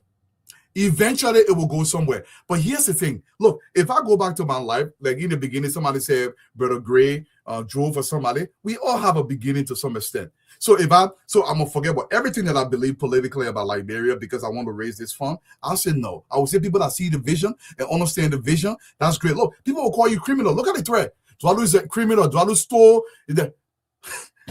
I've lived in America for most of my life. If I was a criminal, you think I would not be in jail? Or have I stolen? They cannot tell you where I stole from anybody, but they say that because this is the threat. So I cannot respond to that. It's just what it is. Dwalu, again, it's good to have you. Thank you very much, Brother Russell. Before we bring the other guys, Dwalu, who are on your team? Because they're just saying you. So when we first began, so we intend to build a board of directors of 7 to 9 people. So Asif took as the CFO of the operation, it's in the article of corporation. And initially, Fatima was there, but because Fatima got appointed, so she had to kind of sideline this whole thing. So she hasn't really been involved, but we have to find a way to replace her. Like I say again, it costs money to raise money. If I brought Jeru on, Jeru got to leave his job and come in full time. Jeru got bills. How do we pay Jerome? This is where we are stuck. That's why the money goes in small. So are you reaching, again, I'll push this question. Yeah. You see, you talk about Asif, and Asif, he's a sympathizer to our government, the Unity Party government. You talk about Fatima, and the name Fatima, let me finish, Brother Dwalu. The name Fatima is a controversial name. We know what she does, and we respect her position. That's right. With the name Asif and Fatima, can we hear a name that represents the opposition to this government and make this initiative a global one, a one for all Liberians, not only imposition Liberian right now? What say you to this? Great question. Can you recommend anybody that we are willing to come on board? We ain't got money to pay them. All by it now is pro bono. We use our own money to be able to set it up. So if you recommend anybody, we are open to anybody to come on board. This is not something for anybody. Anybody you have not had any oppositions or not part of Unity Party reaching out to you? People have reached out, but it takes commitment. People have reached out and said, oh, this is a good thing. How do we do this? How do you give them something to do? Look, Stanton, one thing people don't understand, to run, I'll give it an example, the Run Spoon Network, people think people just come here and talk. There's a lot of churning in the background that happens to make sure this is possible. It's kind of like the same thing. And everything is associated with cost. So we are open to anybody who wants to come in and say, listen, how do we move this forward? How do we reorganize it? How do we build a board of directors? I want it to be a diaspora operation kind of affair. Right. Yes, so anybody, I don't care. CDC, anybody can join this operation, but it doesn't matter what Stanton does. They will say Stanton did this. So that's what I want for all to understand. Nobody will ever be perfect. Anything you bring, Labrimpo will go against it. So I am sick and tired of it. Since I've been doing it over a year, let me finish this sentence I'm begging you. People now find 10,000 reasons why this will not succeed. They will call, or if you live in Massachusetts, why you raising the thing in Delaware? This is a legitimate cause. I can sit right here. I got 10,000 calls that will tell you where it's supposed to be. Everybody is an expert, but when you start doing it, then they tell you how you should have done it. quick, Eduardo, because Kanye and Kev then got to come in. On a serious note, right? And guys, we'll just spend the rest of the program with Eduardo, and then we'll call it a day because we started the show late due to the county meet. We're gonna give Eduardo the rest of the time. Eduardo, how long you keeping? You started this almost 2 years now, or a little over a year? Right? We began talking about it maybe 4 years ago, but it became official on February of last year. So we are raising the money over a 2-year span. So we have about 1 more year to go. Okay. Then after then what? Because the reason why I'm asking, so you collect my 5,000, I invest in this, and Correct. Then my money say now then I've been 2 years now. Then how long you holding it for? I'm not holding the money. The money is in a trust because one of the agreements, so if you buy the share, we send you the share purchase agreement and we send you the prospectus in the mail. So you will get both in the mail. All the contract is laid out in that agreement. And part of the agreement, the first 2 years, the money stays in trust. Now, after the 2 years, we've selected 5 projects to implement in Liberia. So your money is committed for 5 years because it's not say, oh, what's my return? No, this is a capital investment. Think about it as venture capital. So we will have a board. And then we'll have the analysts sit around the table. We say, based on the adjustment, we decided to build a wheelbarrow factory. Let me hold you there because people listen to you, let them understand you again. Yeah. I put in my 5,000. Be very simple. Don't talk about capital investment. Okay. I put in my 5,000 dollars, right? You're saying, listen, your 5,000 you're putting in is going into the escrow of force. Escrow means you're going to keep it somewhere, right? Correct. Till you're ready to invest with that money, right? Correct. Okay. So you put my money there, but you're telling me that money is sitting out for 2 years. Yes. Am I correct? Yeah. Well, it's enough for the duration of the time you put it in there. So if you put on day 1, then not 2 years, therefore. Yeah, 2 years. 2 years. I put it there today, it will be 2 years. Yeah. So my thing is that after the 2 years, if you choose not to do anything, you get my money back. 100% your money go back. The money is not mine. Everything. I go to jail if I mess around with your money. Yes. Right. I want you to strike on this. I want you to speak to this, right? Yeah. If I put in 5,000 after the 2 years, you get my 5,000. You're not taking no 10% off, correct? No, but because it got a cost. I gotta be clear now. Listen now. Talk to me on that. Listen now. Very good. So the state of Massachusetts have a regulatory fees. You understand me? So all of those fees, when let's assume after the 2 years we do nothing, and then all the costs are associated to mail your certificate, to print your certificate, to package your certificate, all of those come with cost. You understand me? Okay. If let's just say that cost at $10. Your money will be less than $10 with an explanation. Exactly. Okay. And you understand me? Eh? So it's not to say that money coming to me. Those that put the money in there now, I will stay there for the duration of that 2 years, and after that 2 years, you undertake the project will undertake the first program, and then you will take it from there. So let me bring you the rest of the guys. No, that's important, Senator. How do we do the investment? This is important. If we do, let's assume my brother VP bought 2 shares. I give you an example now, $200, and we decide to build a wheelbarrow factory in Kakata. Let me carry it to Firestone so VP can be happy. We won't build a wheelbarrow factory in Firestone. We're not just going to build a wheelbarrow factory. We got to vote on it. So the shareholders will vote. Say they're bidding in Kakata. Everybody will vote. If BB bought 2 shares, he got 2 votes. If Jerome bought 20 shares, Jerome got 20 votes. So if we vote and it gets approved by the shareholders, then we will do the investment in Kakatan and we'll put a wheelbarrow factory there. Let's assume we'll put a wheelbarrow factory in Kakatan, for example. Now, let's say we made $1 million in year 1. That $1 million, it will go on top of the share price. So the share you've bought now for $100, maybe now that share price is worth $200 now, for example. You understand me? That's how you get your interest on your money. So I'm confused. Tell me how I get my interest again. Don't tell me about whether you give me $5,000. Yeah. Still give me $5,000. We take Center money, we buy 5 fishing vessels. We send the fishing vessel to sea to go fishing. We pay Cold Storage year 1, we made $2 million profit. We take $1 million, we put it back into the business for the business to grow. The other $1 million, each shareholder get $100 added to the $100 when they bought. So now your $5,000 now is worth $10,000. Okay, good. Well said. Let me bring Kev. I go to Kanyo, Paul Kennedy, T1 Gibson, Jeru, my brother Vendetta, and we'll wrap this up. So, Kev. I was listening to a music called His Eyes Is on the Sparrow. Listen, I don't think your eyes is on the sparrow, my brother. You know what what I'm getting from you, right? It's like using somebody oil to fry them. I think send on with us from $5,000. That's what investment is. And do fry it. But let me say this, my brother.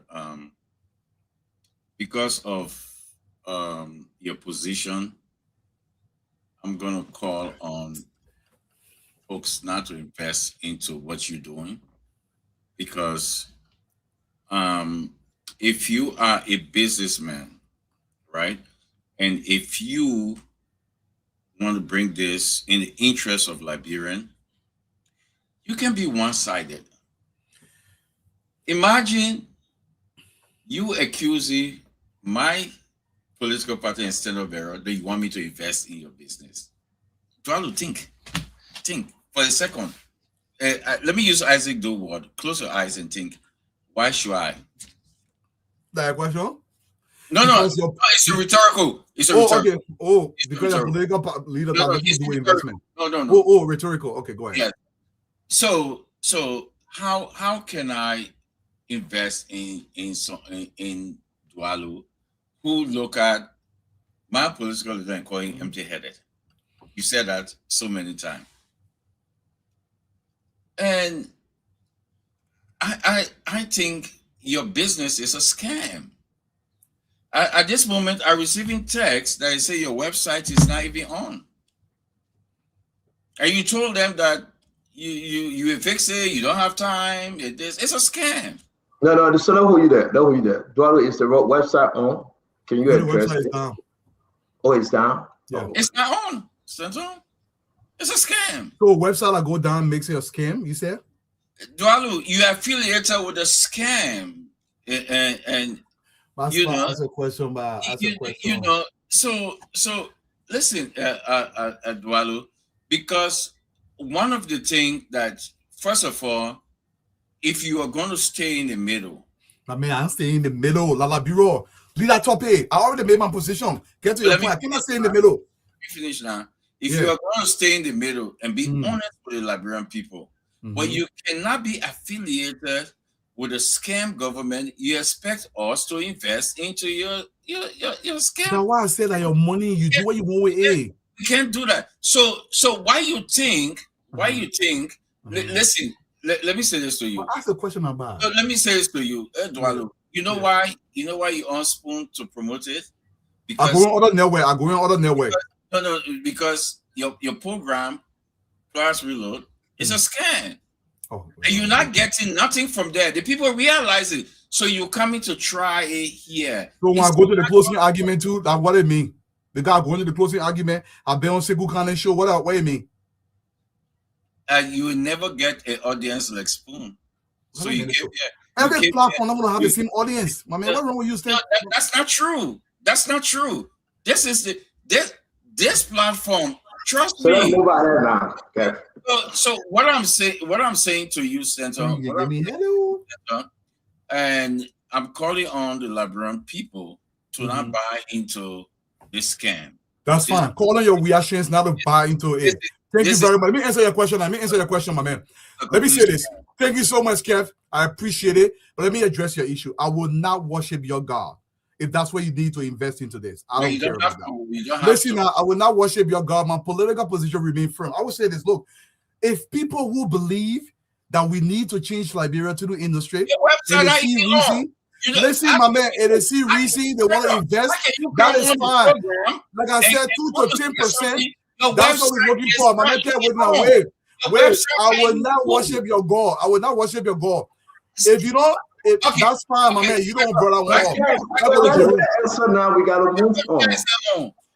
He agreed that the website not on, but let's move on now. They not even get a website. Look that where you make a website. Look that next week and see if it don't go on. Your website.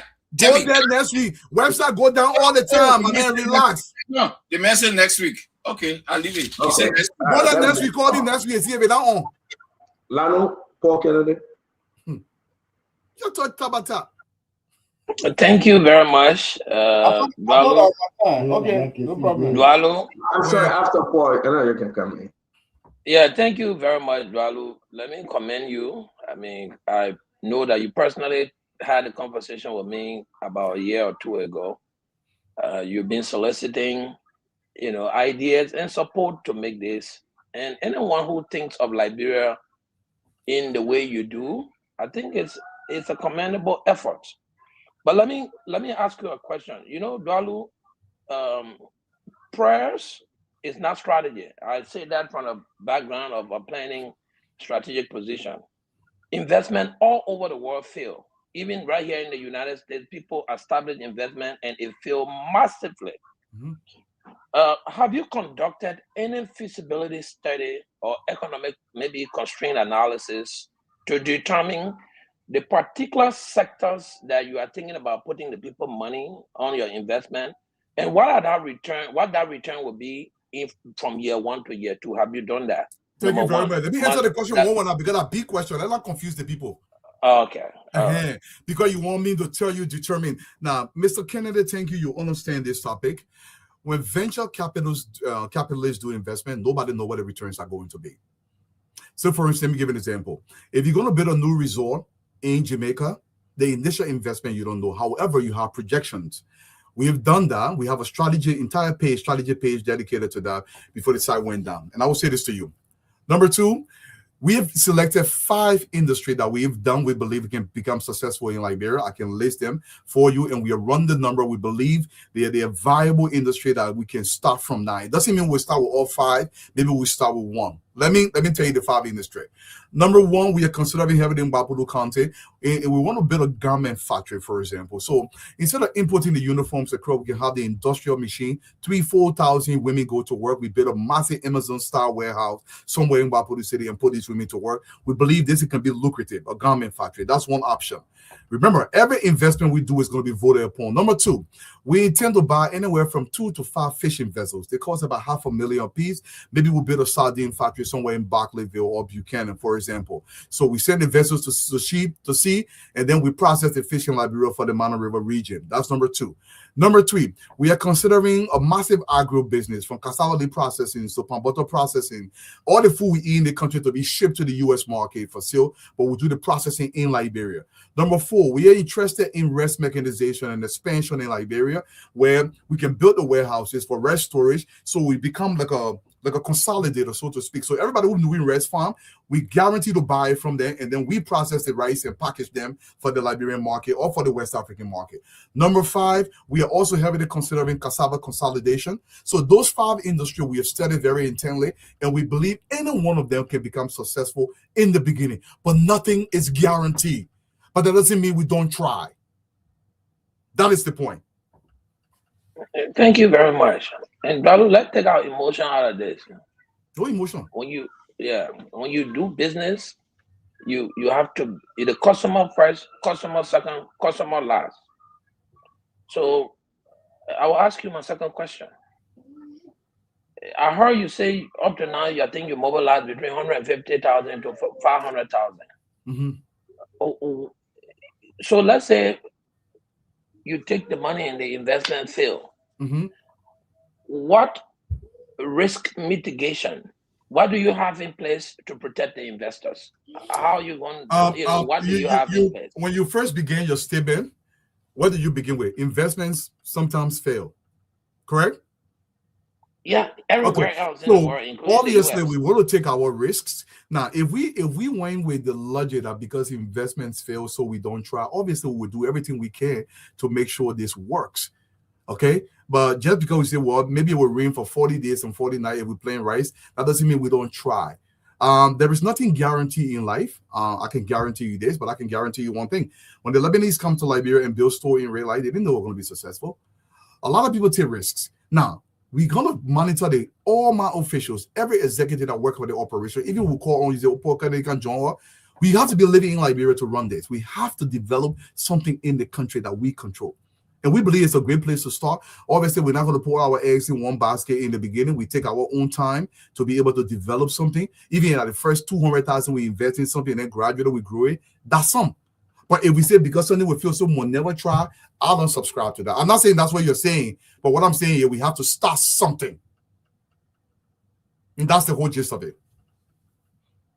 Thank you very much. My Thank suggestion you. would be you get an investment advisor who most of the time will be going around saying these things to bring a new face balance to the institution. And To can you do that? Can you be the person to do that for us? To remove. Wait now, let me finish my point.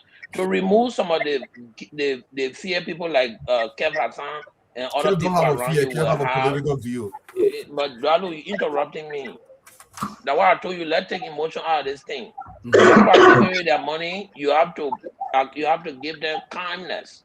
I want to put my money, but I need to be calm. You need to be calm about the it. reason why, Paul, I'm interrupting, but the reason why the only thing people dwell on is this issue of politics. Yeah, and that has gotten to the point where it's just annoying now. For example, my brother D Credits would say, we have a mitigation plan, D Credits. I suggest you read our documentation, brother. Go ahead.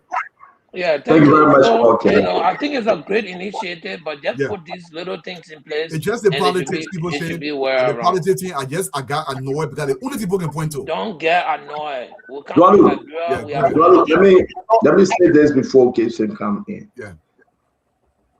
2 years into this program, and I think it's a unique program. There's a gentleman that's from Pennsylvania. He reached out to me, similar program, and I asked him, have you seen or have you heard of Dwalu's program? He said yes.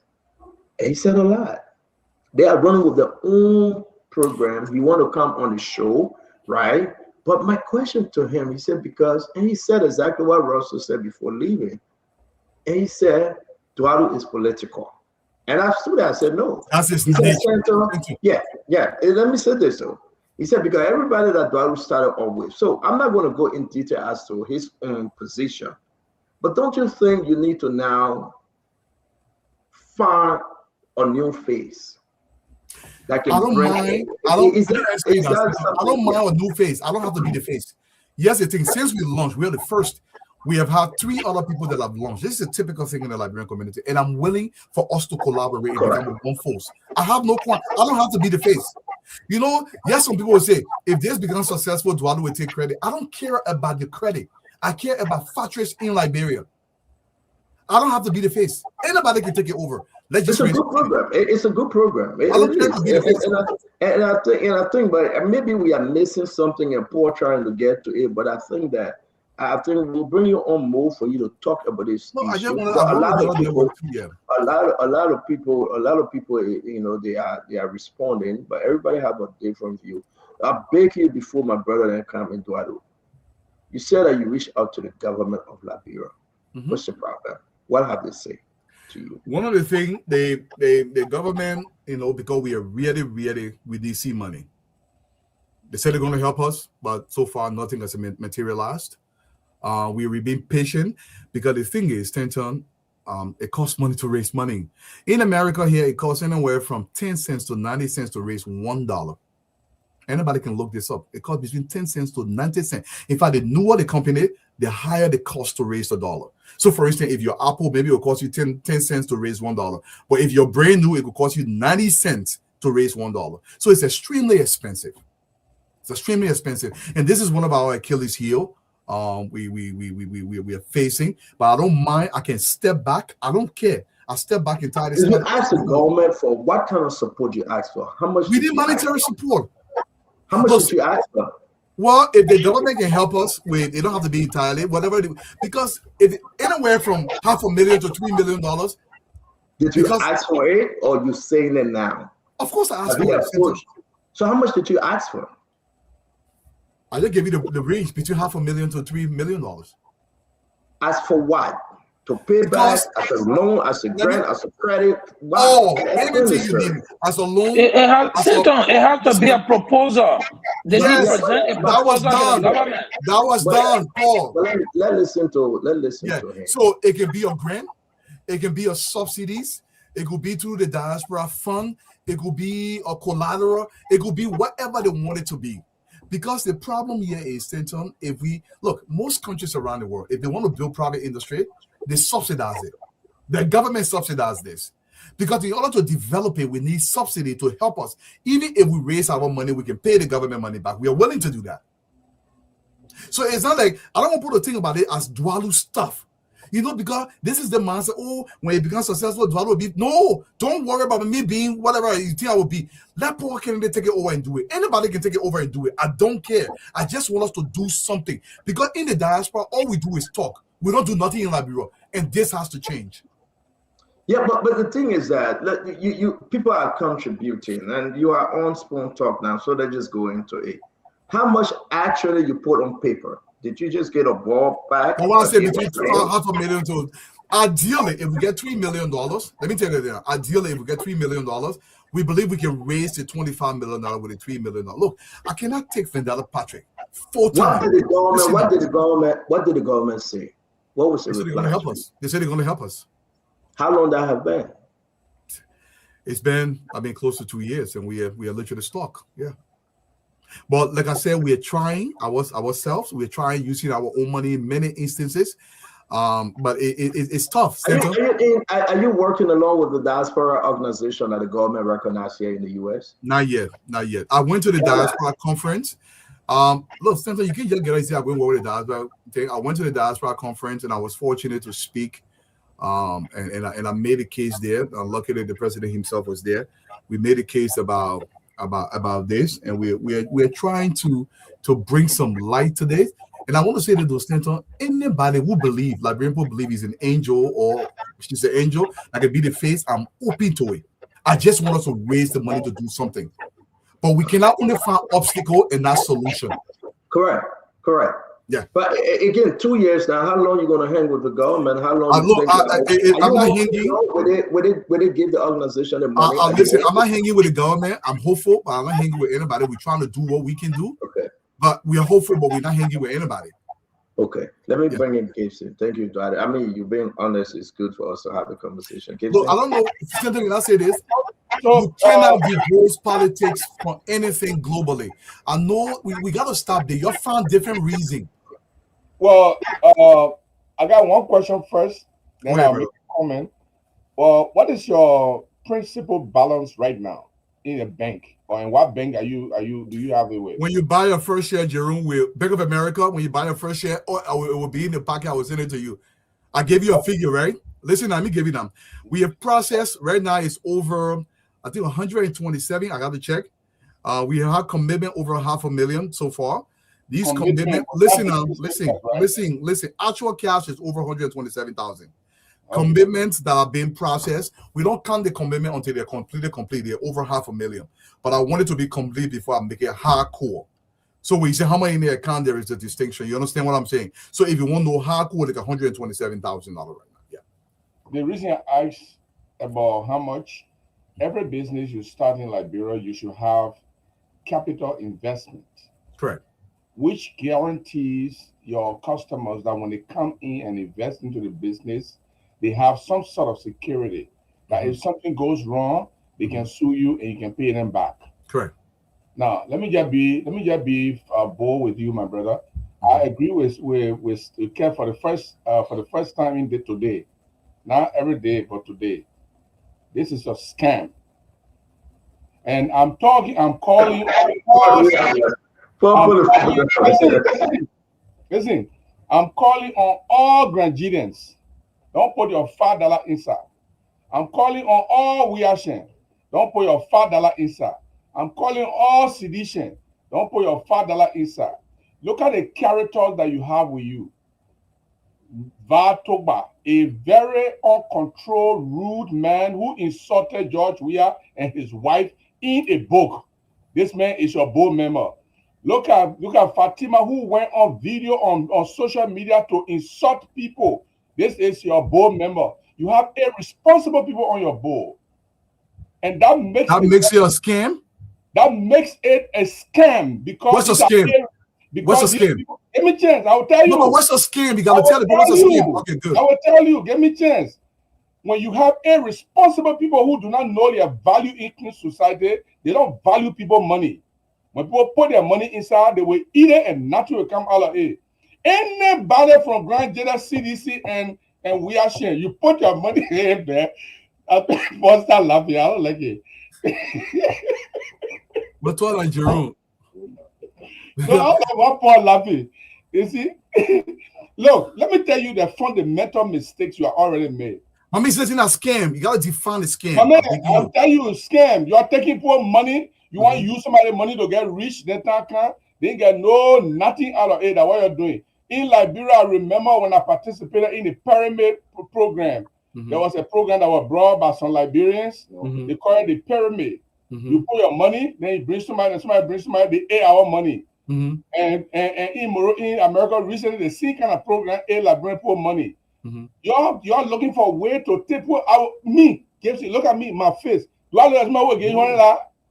I get $100 to do what? So that in the future, when you get $1 million, then you say you put $1 over my money. You will not put nothing there. You can't even keep good record. Look, take your money, Dwalu, and start one company and do your money. Nobody going to put money in that thing. All the people that put money in that thing are so people who don't understand themselves. And I tell you, get their money back. Stop scamming the people. Can I Get respond their now, money Senator? back. Brother Gibson, can I respond now? Give their money back. Give the poor money back. The Why day you not the calling? poor Let me raise respond the now. issue, I will contribute money to sue you for scamming people. Sidisha, Wiashe, Granjide, you put your money inside, I will take Ratten and whoop your butt for it. Thank you. Thank you, Honorable Gibson, and I appreciate what you just said. You say it's a scam, and you know when you make those kind of claims, it tells me the caliber of human being that you are. You have created no justification but to suggest that Ase wrote a book against the president. So now you're going back to the politics thing. You've given no justification whatsoever under any circumstance. When I began this conversation, did I tell you this is registered and incorporated with the state of Massachusetts? If you go to the Secretary of State website, you type in the Liberian Diaspora Equity Fund is there. With the federal government. How is it a scam? I want you to answer that question because when you are saying it, you have to make sense, Honorable Jerome. Because you're accusing me of stealing money that you cannot substantiate. I will give you an opportunity So to you respond. will scam the people. Let me tell you, Scam. I told you, anybody who is irresponsible, when you get them a piece of job to do, they don't value other people because of their irresponsibility. I said Vartoba is an irresponsible public figure. Fatima is an irresponsible public figure. These are people who are the two only people you need today that be on our board. Once we get our money to the people, they will not value us because they are irresponsible. And irresponsible people can easily scam people. So this project.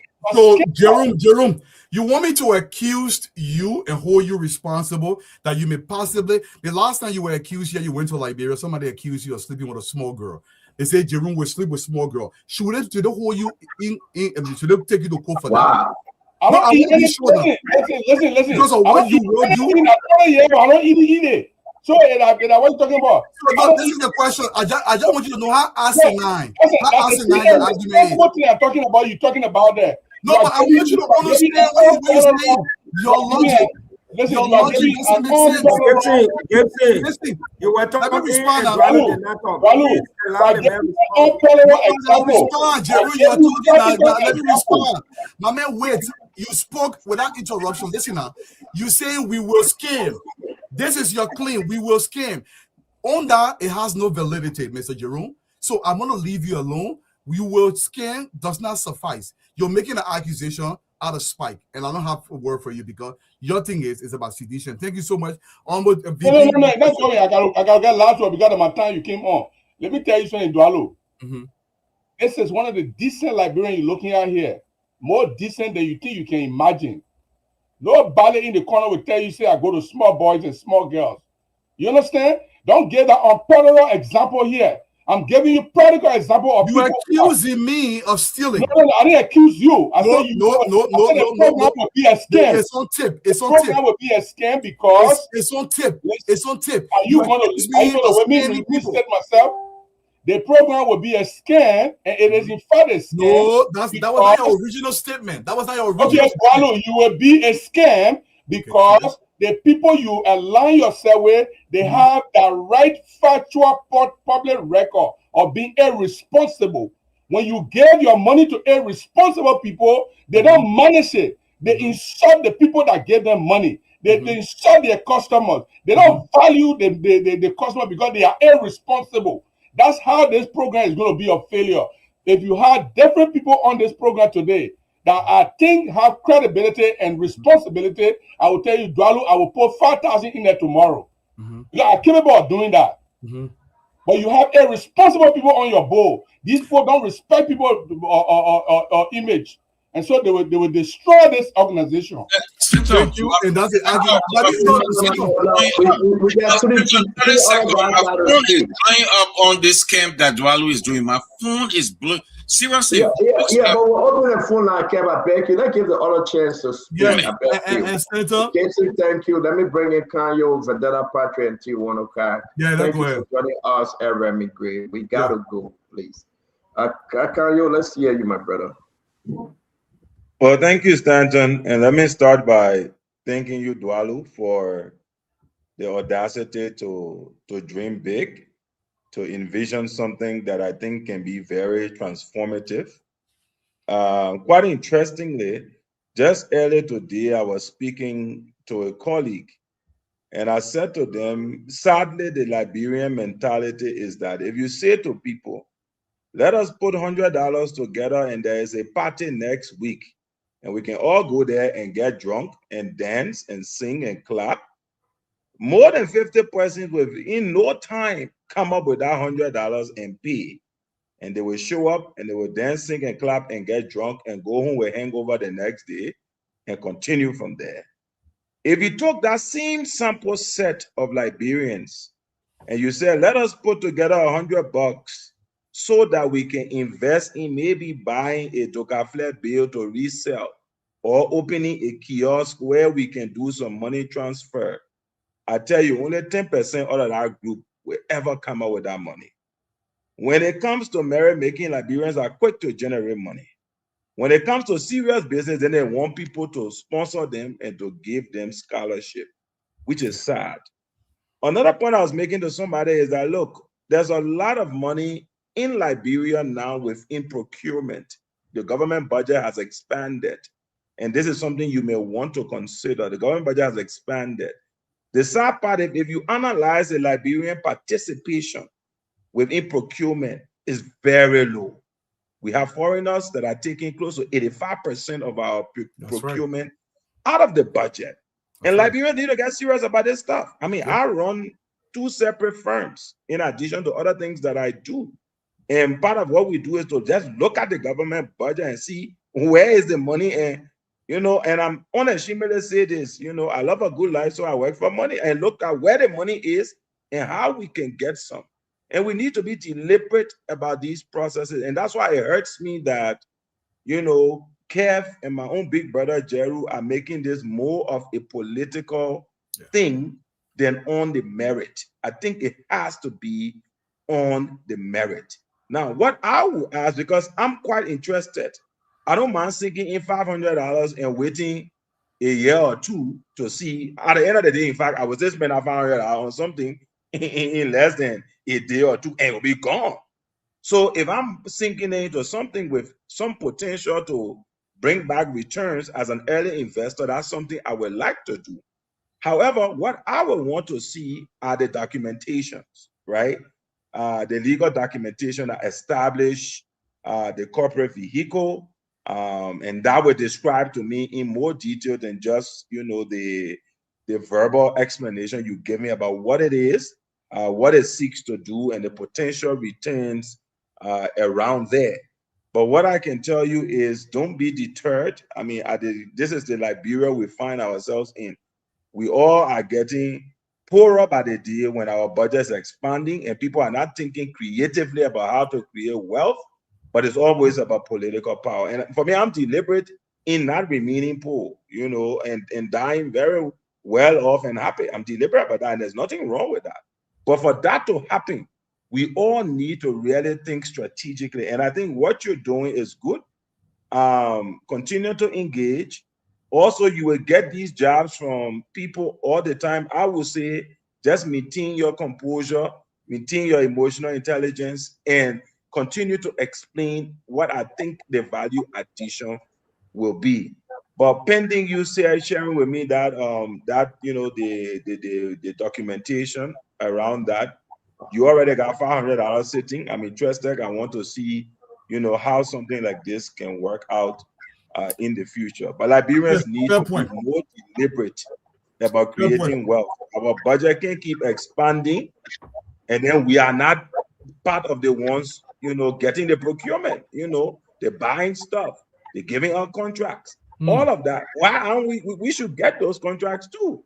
The Lebanese and the Indians can take all of the contracts from us, and then at the end of the day, we just sit on spoon and cost each other whole day and be joking. No, we got to be serious. The rice importing, all the different stuff, sugar, stuff, even in the software industry, all these things, money every day our government spends.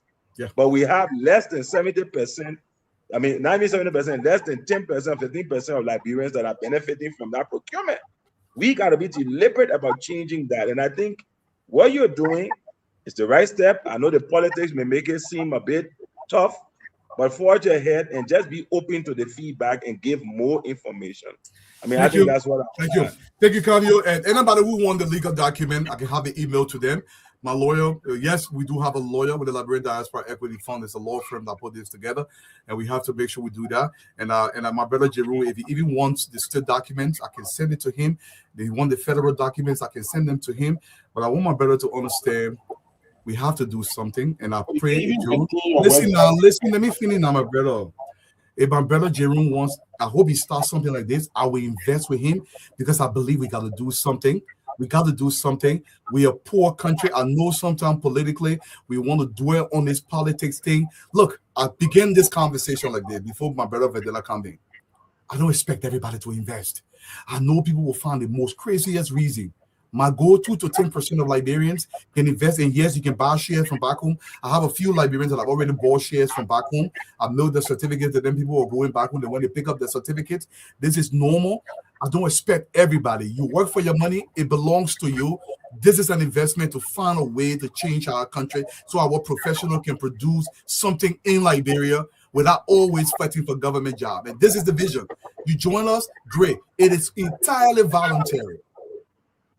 Stanton. Yes, sir. Fidel Patrick. See, as I'm sitting here and listening to how some of us think about Liberia, it's going to be very difficult for us to recover. And I want to congratulate Mr. Dralu for this great initiative. I think some of us are unknowingly digging a pit of poverty and dumping our brothers inside while they are still alive. CEO, what Dralu is saying, I wish I was a thousandaire. Poverty will be eliminated in seconds. Every day we keep talking. A Lebanese man will come here, he's seen selling in a store. That's right. Fulham man will come here, you see them selling in a store. You go buy for them, you do this. In no time, you see that guy into construction. In no time, you start to get projects. And your top government officials will go and sit. They see nothing written on your face. They see stupidity because they came with empty hands and they are now making decisions. To the extent they decide who becomes representative or senator or president. Thank you. I'll give you an example. The rock crushing is something that you have to look at, Mr. Dralu. I live in Maggie. A truckload of crushed rock is sold for $750, $500, or $800. But let's take it at $500 minimum. And each of those trucks make 20 trips a day. If you have one truck, one day you will be making $10,000.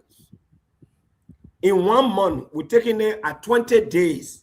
It's $200,000. In 1 year, it's $2,400,000. That's not correct. The math is not accurate. Okay, multiply 500 $500. You get one truck. How much for one load? I mean, I 500. don't make a point. Sorry to but your mouth. I'll put the number in the private chat for the people that want to. Okay. So 500. You're not going to allow Prophet Key math for the guy, man. You're going to allow Prophet Key math. Listeners, Kev. No, Yeah. No, but you're not going to do Prophet Key mafia. Someone told you the math not adding up. Man, Kev, stop interrupting. Prophet Key mafia, man. Don't do that. You're not adding up. But they make cannot claim to be having master degree, not know how to do the simple math. Exactly. Yes, that's the best thing. Let's focus on Duado. We gotta go back. Yeah. Don't do math. Central no math. I want you. Don't be a mafia. This is why I don't like. I don't like to get in my feelings, and I use undigested words and hurt people's feelings. I'm not in a position tonight. I mean, we're not worried about your math not Prophet Key math. No, CEO. Kev, why you use undigested words? Now, Prophet Key math. Undigested words. You gotta give when I use undigested words. Let's go back to the issue. Please go ahead, sir. No, you asked a question. And I wanted to satisfy your curiosity that my I'm not talking anymore because Stato already muted me. I'm muted right now. So I'm not talking. No, we're hearing you. We're hearing you. Look, see, I was just trying to satisfy your curiosity. I don't want to say anything that is wrong. But there are many ways we can take people out of poverty. People allow politics to enter their brains and kill the sense of feelings. They no longer see reality, they see politics. The very people talking about the men have political alignment. The millionaires and billionaires in the US, that most of you write, they pay some of your bill, they contribute to your non-profit. Some of them take lines. During election, they say they support Democrat. They will throw millions. They support Republican. They throw millions. And some of you will write this same institution, the owners, to make donations to your crazy organizations. You don't see nothing wrong with that. Yeah. In Liberia, somebody is saying, I support the government, I have no political alignment. And you say, Tabata, look, this thing is going to help us. It's going to help a lot of Liberians. The Lebanese come here, they sit together. What Dralo is saying, that's what the Lebanese do. Exactly. They collect money, they invest in one person. After 2-3 years, that person raise good money, they go in another area. Many of you with no debt respect. Many of all live in the US. Some people stay renting. When I went there, I was in Montgomery County. I met Cameroonians. All of them have homes. And there was this guy who told me when they came, they were in one building. They bought a house for somebody. After some time, everybody lived there. They raised money, they bought another one. Everybody in our community, Montgomery County, they are doing well. Somebody tried to bring this idea. The best you can do if you don't want to invest, keep quiet. Talking about my people in Grand Gile, you will not invest. When was the last time you imparted life in Grand Gile? When was the last time you were there? You allow politics to claim in your mind. You see nothing. This is disingenuous. When poverty comes in the country, it's already here. It does not look for who is a sedition, who is a UPS, who is a Kisi, Basso, crime. Offer solutions. Nobody has monopoly over knowledge. Thank you. Thank you, Vendetta. I'll put the number in the chat room. Can you put it on the screen? Disingenuous. It should stop. Liberians are in poverty today because our economy is in the hands of foreigners. We're trying to find solutions. Vendetta Patrick, thank you very much. Let me respond to Vendetta. We're going to get two other T. Wanokai and Ed Remy Gray going to come in, Eduardo, that will give you the chance. I have to put the number up, man. That's why we brought Eduardo for. Let me respond to Vendetta because he said some great things. I beg you. Honorable Gray, it's been a pleasure. It's been a long time no see, brother. And I want to say this though. Vendetta says something about the Lebanese that come to our country. And I welcome the Lebanese. They do this. It's almost like a crowdfunding type of investment that they do. Look, we marvel at the Chinese. We are always celebrating the people from Singapore. Even here in America, every single company you see, the great companies around the globe, one of whom I work for today. I don't want to say like I'm post salary, but they're up here again. As a global procurement operation manager for them, they started in a warehouse. They pull fund. If you see Apple here in the country today, look, guys, I get it. I understand it, and I'm a kind of person that I talk fast. I get it, but you got to understand. You know the money don't have to be with me. Let somebody else take it over. I don't get power, but let's do something for Liberia for once.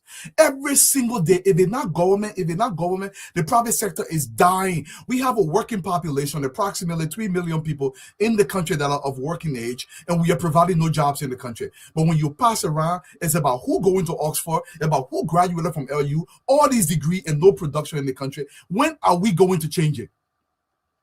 If you believe your $1,000 or your $500 is way too much, I said, fine, that's your money, keep it. But the VP said, don't try to destroy something that will improve the lot of our people. You can't destroy that. And I really mean this to my core. Look, I don't care, man, Kevin, take it over. I will transfer everything to anybody who wants to take it over. It's not about Dualu. It's not about Dualu. It has to be about Liberia for once. Or to all get political view.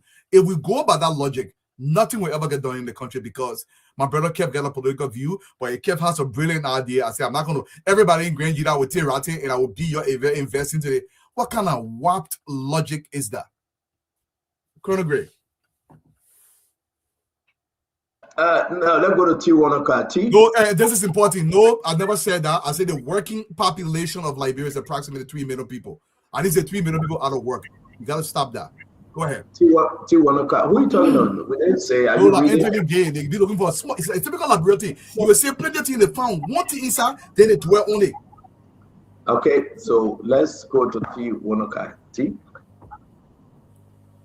So Dualu, you have a very beautiful idea from the very beginning to this moment. It sounds good, but I think your idea is still like a concept. And in business, we have to be able to get to a point where our investment strategy go beyond just vision and idea and how other people will contribute. Because anybody can wake up one morning and come up with a process about, hey, if everybody give me this, we will start this giant institution. The big problem I got with your explanation tonight is that I think you got background in finance or management or something. That's why I come across that. You're not a communications professional.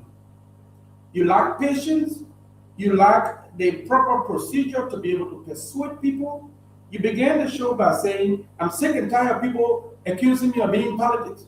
Or I got only a few minutes, I'm just passing through. And then you said something like, oh, I'm not going to beg people to believe in my idea.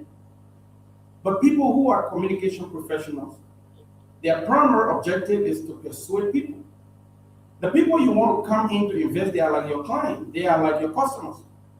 And you owe it to them to persuade them, to give somebody a reason in this very difficult country why they should take $1 to invest it in you. So first of all, I think you began on the wrong footing by putting out there and making a public show political alignment. Because two of the guys who spoke tonight, politics into the whole project because they know that you have a certain political connection. I'm not silent with them on that. I think it was wrong, it was all the time for them to do that. But if you want to start a project that is so new and you want to succeed at it, you have to do a proper analysis about where you could go, where you could identify weaknesses, where your strengths will be, what could be the stumbling block, what are the issues that could get in the way. And it appears to me that this very brilliant idea that my skin is itching me to invest in, that politics will get it all mixed up. When people disagree with you, like I say, you're not a communications professional, you need to find somebody who is good at communicating. You need to find somebody who has patience. You need to find somebody who will not constantly interrupt people like the CDC guys that you know we all criticize sometimes. So I think this is the biggest problem you have. But other than that, the idea is brilliant. And if you can stay and talk about something about rebranding or something, you have to rebrand this beautiful project. You have to put somebody in charge of communication, focus on the finance side, on the management side, on the administration side. You can be everything in this project. You're not communicating it well. You're agitating people who don't believe in you, and you're making them to run far for you. They're making an announcement, the biggest show in this country, that nobody should invest. It's not good for what you're trying to stop. And then rather than come here and be calm and try to persuade them, oh, I don't care, I'm not here to beg people. You don't do that. I like your idea. I intend to invest in it. You put your email out here. I hope that you can rebrand the strategy. I really appeal to you passionately that you will not start going after people because they disagree with you. This could be dead on arrival if you continue down that path. Thank you. You know, like the counselor talk about emotional intelligence, you have to find somebody who really will be good at that. And stop interrupting me, please. You know. So all I'm saying here is the idea is brilliant. I support it, and I hope that you can rephrase it in a way that it will be more believable, so that people who want to invest in it, they can find a reason to do that. Thank you. Wanaka, give me the credit. I said that. Give me the credit. Yeah. Dwalu, don't worry. Jehuda, my brother-in-law, he won't be my son-in-law. Yeah. So, Yeah. Okay. Yeah. So we'll bring free advice. You should take some free advice. So we all of time. You can do that. I better say a lot of stuff got to be responded to. Do you want to respond? Then we go to I hear the better team. But better team, I understand what you're saying. And it's not about being a communication expert. And I listened to you very keenly. There was no interruption there. I tell you were done. I don't think you should get too sensitive like that quickly. So I want to say this. This is not today thing. This has been going on for 3 years when I first put this forth. So I'm not just speaking because I came on the show today to speak. The entire thing, it goes back to the way we behave in the country. If T comes out today and says we can build a better Palawa Hall, everybody attacks you. After a while, the person responds in kind. They say, my response was not against anybody. Anybody, T, your money, you work for your money for you. You decide what you want to do with your money. This is not saying you should not invest. But what I say, I'm not going to force anybody to invest into something that they don't want to invest into. I get it. I understand it. I don't expect everybody to invest. And this should I say, my target, 2 to 10%. I understand it. I understand the criticisms will come. I understand people say, well, you get a political view. We all got political view. If we go by that logic, nobody will start anything in Liberia. I don't think it got anything to do with communication. It's the way we perceive things in Liberia. Well, when somebody is direct, it is sticking as, oh, the man direct there, the man is arrogant, the man, I want me to say the man, I can't beg me. I am not a begging kind of person. I present a case to you. If you see it valid and you see you are interested, great. If you feel it is not valid, I say, please don't invest. This is straightforward. And I have no qualms about it. My suggestion is, we have to do something to change Liberia. If you believe you don't want to be a part of that, that is equally okay. That's your money.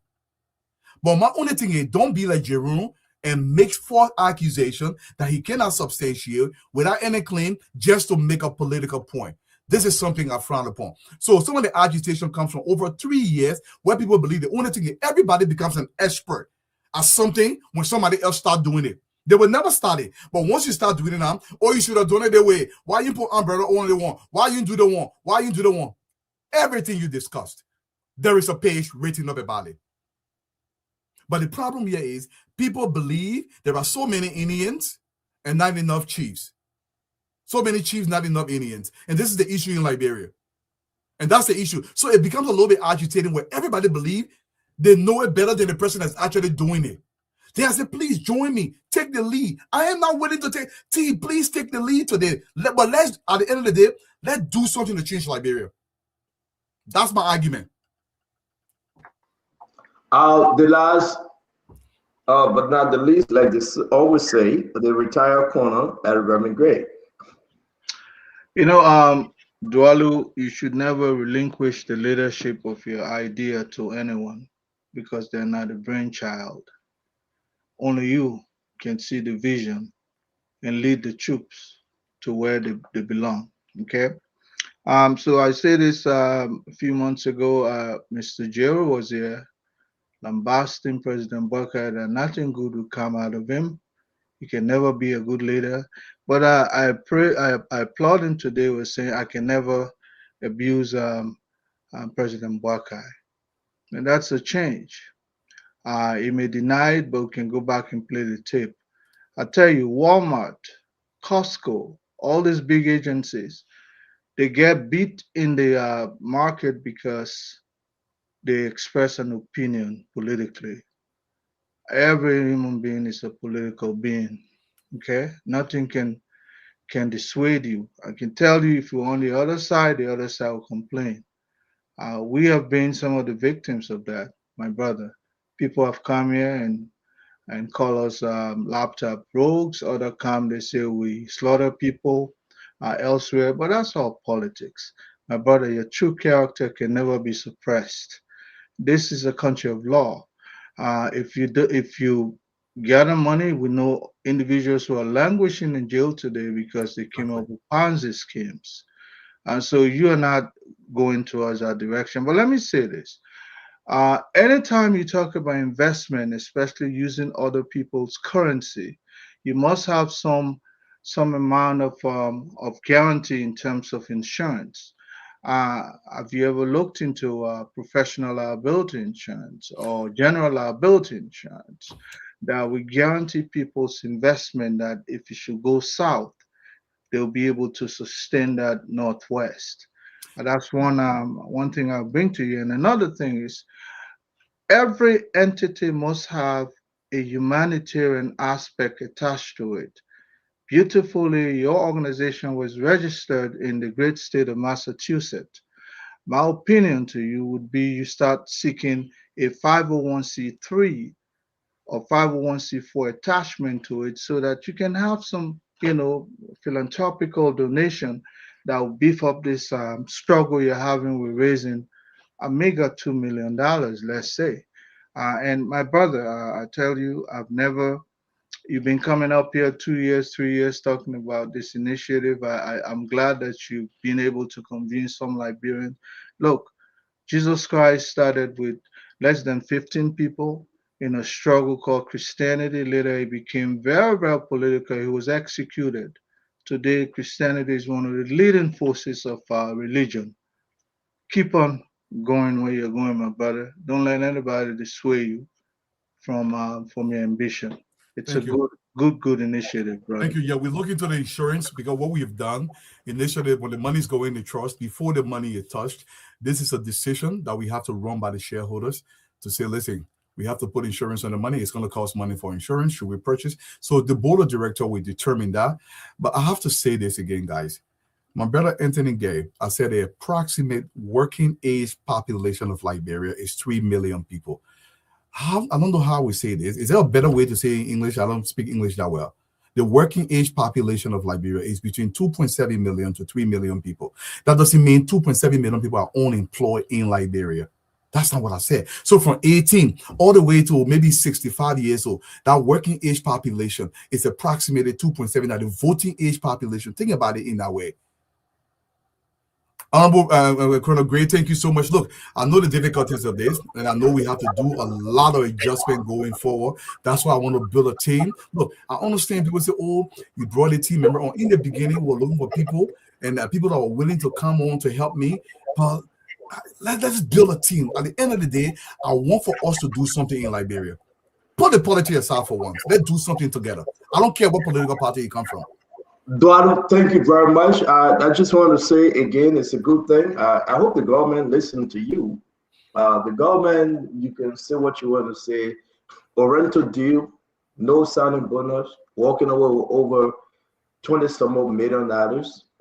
Other deals coming in the country. Folks that call themselves investor, walking with a lot of money. That's Liberian owned. I hope the government can see reason to somehow invest through your ideas. It's not about CDC or Unity Party. It's just indeed that you have come this far 2 years now, and I don't know the reason why it would take the government 2 years not to listen to your ideas and go over your proposal. We have our differences politically in Liberia with all Liberians. Yeah. But if this initiative, if this program is a unique one, Gafwan should advise the president, I would say on this show, that they should look your way. And they should have a serious conversation with you. You are not asking for much. Even $1 million in a year, I mean, they have given more than that, 10 times than that to all the folks that come for. The president gave $8 to $12 million to LB Bank, and they built them out. We were already on the show, and everybody know that. A Ghanaian investor, the president said, I will bail you out. The first year he took office, $8 to $12 million. Can anybody question that? Yeah, people say, well, why are you defending Dualu? No, let's try Dualu. He's a Liberian, let's try him. So if Dualu is asking for $500,000 or $1 million, not Dualu. You look at his document from Massachusetts, you know that it's legit. You speak to his lawyers, his accountant, and if the government can invest through him for the sake of better investment in the lives of our fellow Liberians, why can't the government do it? But since I'm going one step further, I'm willing to collateralize it if it makes them comfortable. Yeah. I'm willing to collateralize it with a property in Liberia. So 5 I didn't say this. Let me finish. I will give it to you. I don't want you to be part of this because you're on the government network. Let me do my talking because I'm an independent yet, right? And no, this is not a joke. Yeah, I'm an independent yet. Joseph Boyer, my papa, but I'm independent. The president willingly gives $10 million to MRU to build a project that they didn't ask for in FOIA. Somebody can say that 6.1, somebody can say that 7 million, but the president said we care $10 million to build a project for you. The president willingly get $8 million to the LB Bank guy from Ghana, and they're chasing the guy, they're trying to arrest him. But here's the fact. I don't think Dualu should be banking for $100. If Dualu said, try me with $500,000, hey, man, Gafwan, hey, the lawmakers, hey, man, Joseph Yima Boakai. No, to be frank, forget about what Dualu say. Can we try him? And I challenge this government. I'm going to push them. Also, the way he's saying that, Dualu can go, that business, but let's talk about Liberia as a whole. It's not about Dualu. I understand the concern people have about Fatima and about Asifa. It's unique. But sit down with Dualu and say, we will do it this way. And let's try with $500,000, $500,000. Bring that boat. Bring that wheelbarrow factory. Let's see how you would play. And Dualu said, please, Kakaleka, we seize the property. Dualu get property in Liberia. Seriously. If Dualu don't pay the government money back, trust me, we seize the property. Take it. But I will advise the government, even if that $1 million, I do believe, and this goes to the president, and this is about me. I keep no grudge, but you put it when I leave on me. This goes to the president, right? The Gafwan. 2 years on Liberia, and Uncle Sam on this every day, begging for $500 to $1 million per candidate. It's a disgrace to this government. But if we can build $8 million, $12 million to LB Bank, Ghana owner, if we can get $10 million to Lofa County MRU for no reason they didn't ask for it, guys, y'all be serious, man. Before they get, unless somebody gets Dualu that money, and I hope they do, and I will push them. I will say, I think we should try Dualu, we should try the company, we should come together and try them, and this will go a long way. You can put it. Let me interrupt. We should do it.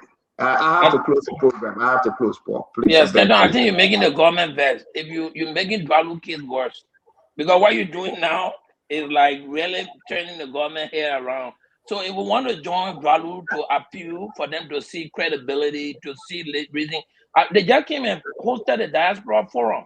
No, I don't think I'm making the government worse, Paul. How could you be hosting a diaspora forum and not be supporting your own diaspora initiative?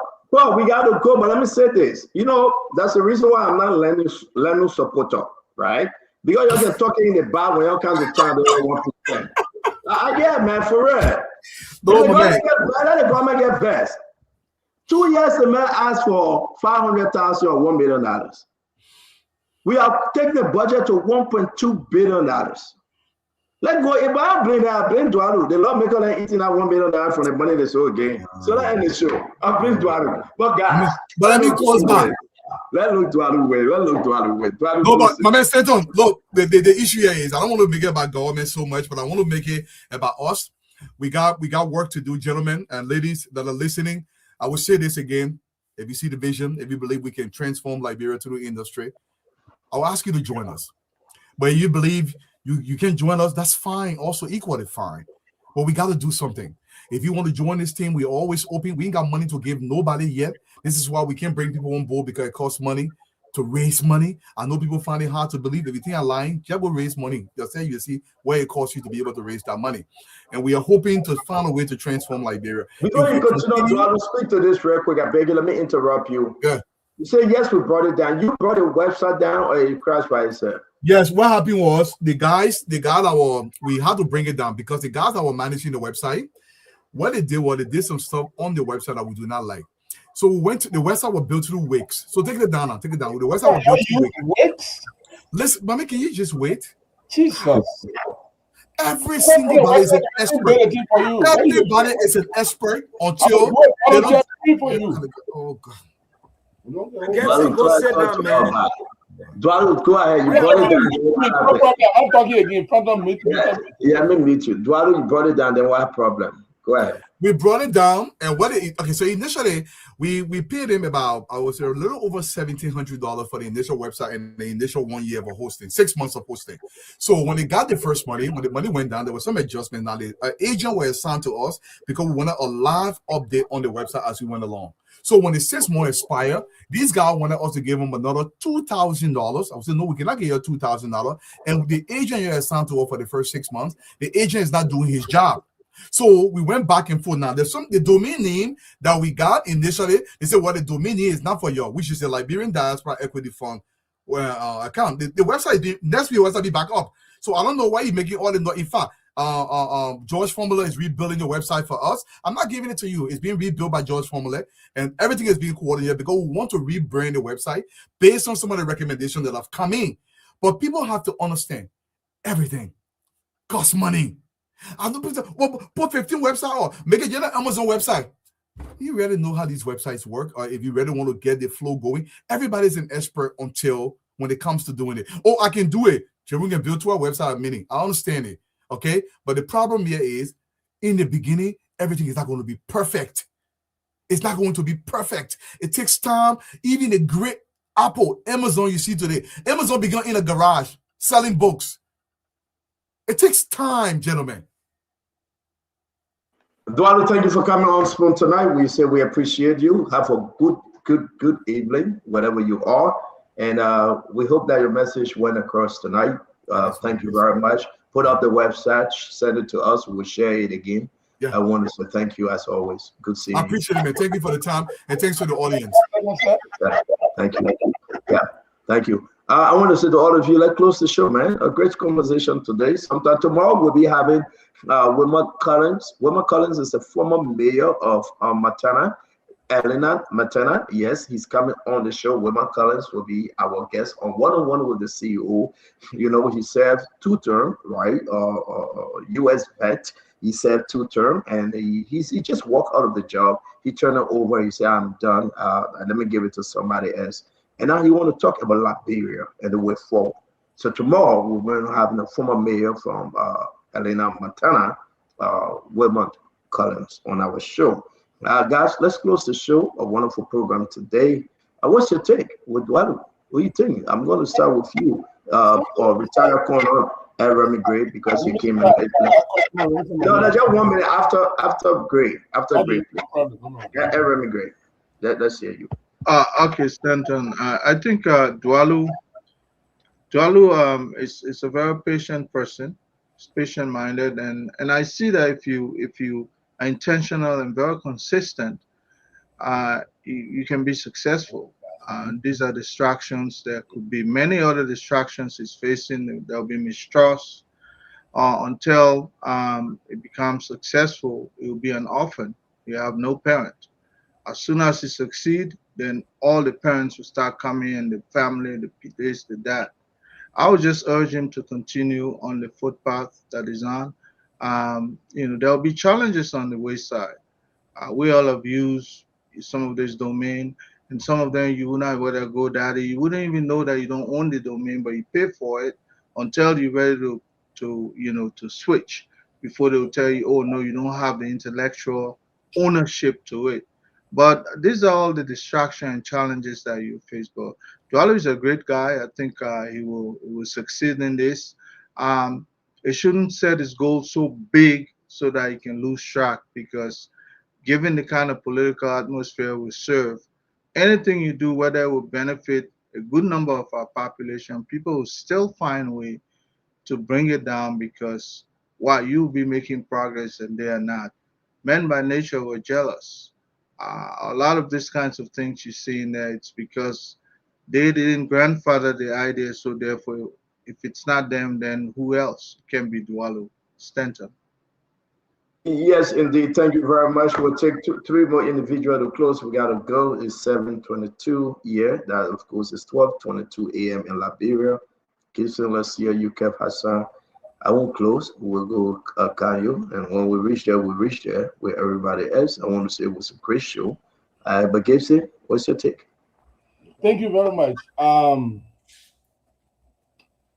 Vandala Patrick, don't be throwing jobs at people in America that are living in apartments. Because not everybody that lives in apartment are as poor as you think. Right now, I live in apartment. I sold my house, got a very damn good equity out of it. You think I'm going to go buy another house immediately?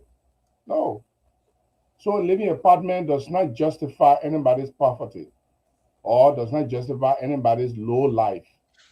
And stop making those kind of jobs. Look, my problem with even his own government, the government that he supports, the government that he campaigned for, he has a deputy minister who calls herself JMB daughter. He has Vatoba who says he is one of the rescue captain, you know, and the government could not even look at them to give them even a dime. Government cannot even give them a dime. And he couldn't even tell us how much he's requesting from the government. That's the process that you even need to look at. The man cannot even tell these people that I made a proposal of $2 million, $1 million, or 150. He said anything between 500,000 to 3 million. That is the answer he gave Stanton.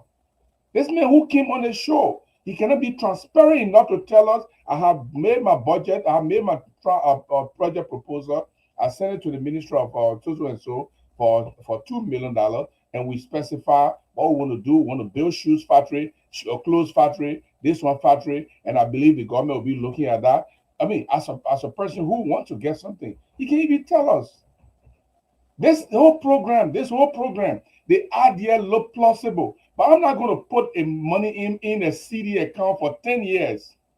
We all here know what banking system and CD mean. As a matter of fact, we have CD account. We have CD account. We don't have to wait for 10 years before we can get equity on the CD account. And he wants you to put your money in 10 years before you can get anything back. Yeah. This is the worst deal that he need to rethink the whole thing and re-strategize.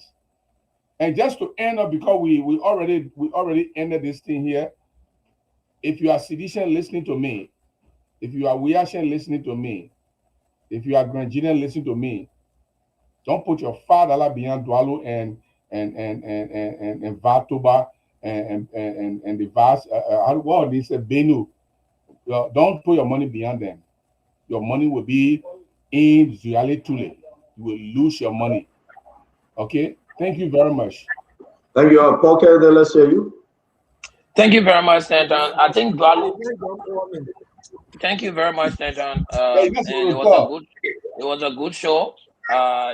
We appreciate Dwalo for sharing the idea. But like Stanton said, I mean, you see all the challenges Dwalo facing now as a government, and Dwalo is a proponent. He's been supporting the cause of this government. No business that has this kind of equity vision succeed without government enablement. Government needs to enable, and facilitate Dwalo.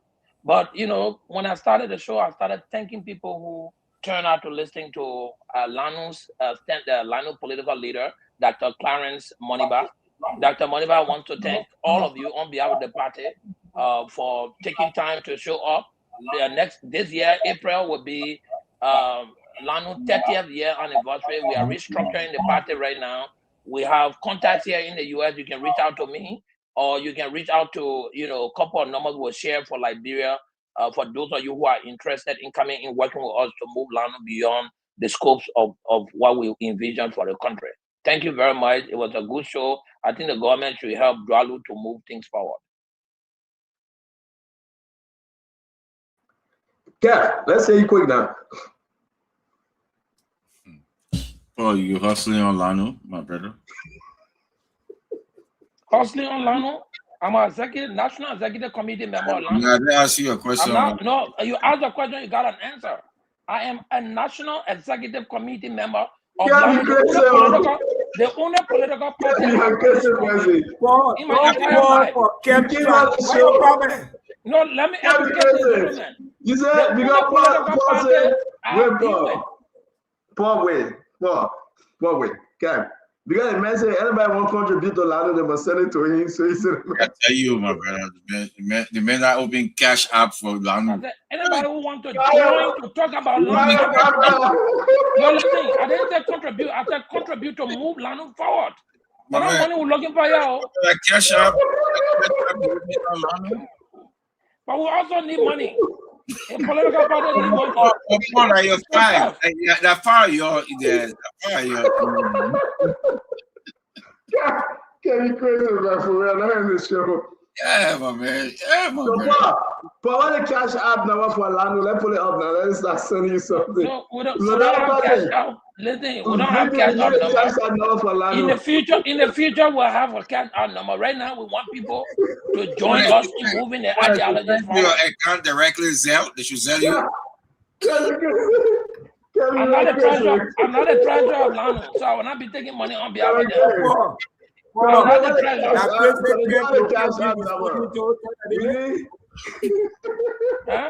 Then when we have cash out number, we'll share it. We don't have it yet. Wait. Paul, you know what? We're not even going to get cash transfer again. Yeah, my man, I thought y'all were going to close that show. You haven't closed the show. You came out and you said you the man to reach Joe. You want people to contact you, right? The man put his I said, listen, for those who want to talk about contributing to Liberia, to the true LANU, come through me. Don't talk in the back and pretend that you're not talking. You laughing at Paul, you sending me a message. Paul, a message will put a cash out number up and the Zelle number. Hey, man, stand on everybody on this show, no Paul Gandy, man. Y'all know I'm doing well. And y'all know that. You don't know me? And that's what you, LANU. No, man. We don't need, LANU will need money, of course. Every political party needs their boy, that's all you want to my man. But as for me, at the moment, I wouldn't be taking cash out to support myself, man. Kev, you should know better than that. Kev, I listen to what you say. You say that you send to your Zelle, your cash out. Paul, don't be attentive. Get close. Yeah, close. Yeah, man. That's the guy that select cross.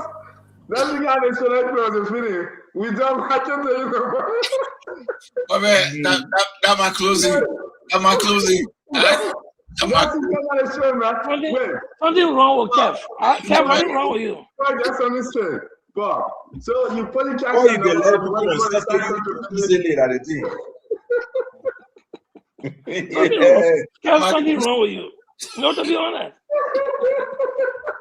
Guys, thank you for joining us. We see you tomorrow. Thank you, Councilor. We'll be tomorrow on the 101, man. Thank you, guys. It's good seeing you. Boy, I can stand you and Kev, seriously. VP, thank you very much for your consultancy. You're a new consultant. We'll put a picture on tomorrow. With the Minister of Finance, Roger Penny. Thank you very much, VP. Come on, Craig. They got it funny. The message, positive, and put a cash out up for LANU.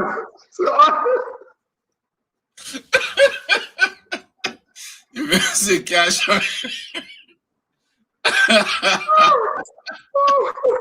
Oh, shit. You gave me a headache, Kev. You gave me a headache. You too funny. Yeah, I'm not closing them. This guy is crazy. Oh, man, I wanted to thank you for allowing his man to be here, man. Yeah, man. Thank you very much. We'll see you tomorrow. Yeah. Nelson, that's what we're doing here, man. They got it crazy. The man say it's different to you. The man say if you want to join, you want to know more about Lanu, please reach out to me. Cap said the man put in cash out. Who does that? But I will ask crazy guy. Guys, thank you very much for joining us. Have a good night. We'll see you tomorrow, man, on the one-on-one with the CEO with Wilman Collins, the former mayor of Helena, Montana. All right, he served as mayor for 2 terms, 8 years, and we're bringing him on the show, and that will be a wonderful time. Again, thank you very much. Have a good night from mine, and may you be blessed. And please go to church tomorrow, the first Sunday of the year. You got to be in church tomorrow. The first Sunday of the year. Please do go to church tomorrow. Have a good evening and have a good night. Thank you, Nelson. Yes, sir. Well, folks, we want to say thanks for being here with us tonight. It's been a good show. You can join us on Monday for another edition of Spoon Talk. Better yet, one-on-one will be on tomorrow. You can join us. Until then, have a good night and bye for now.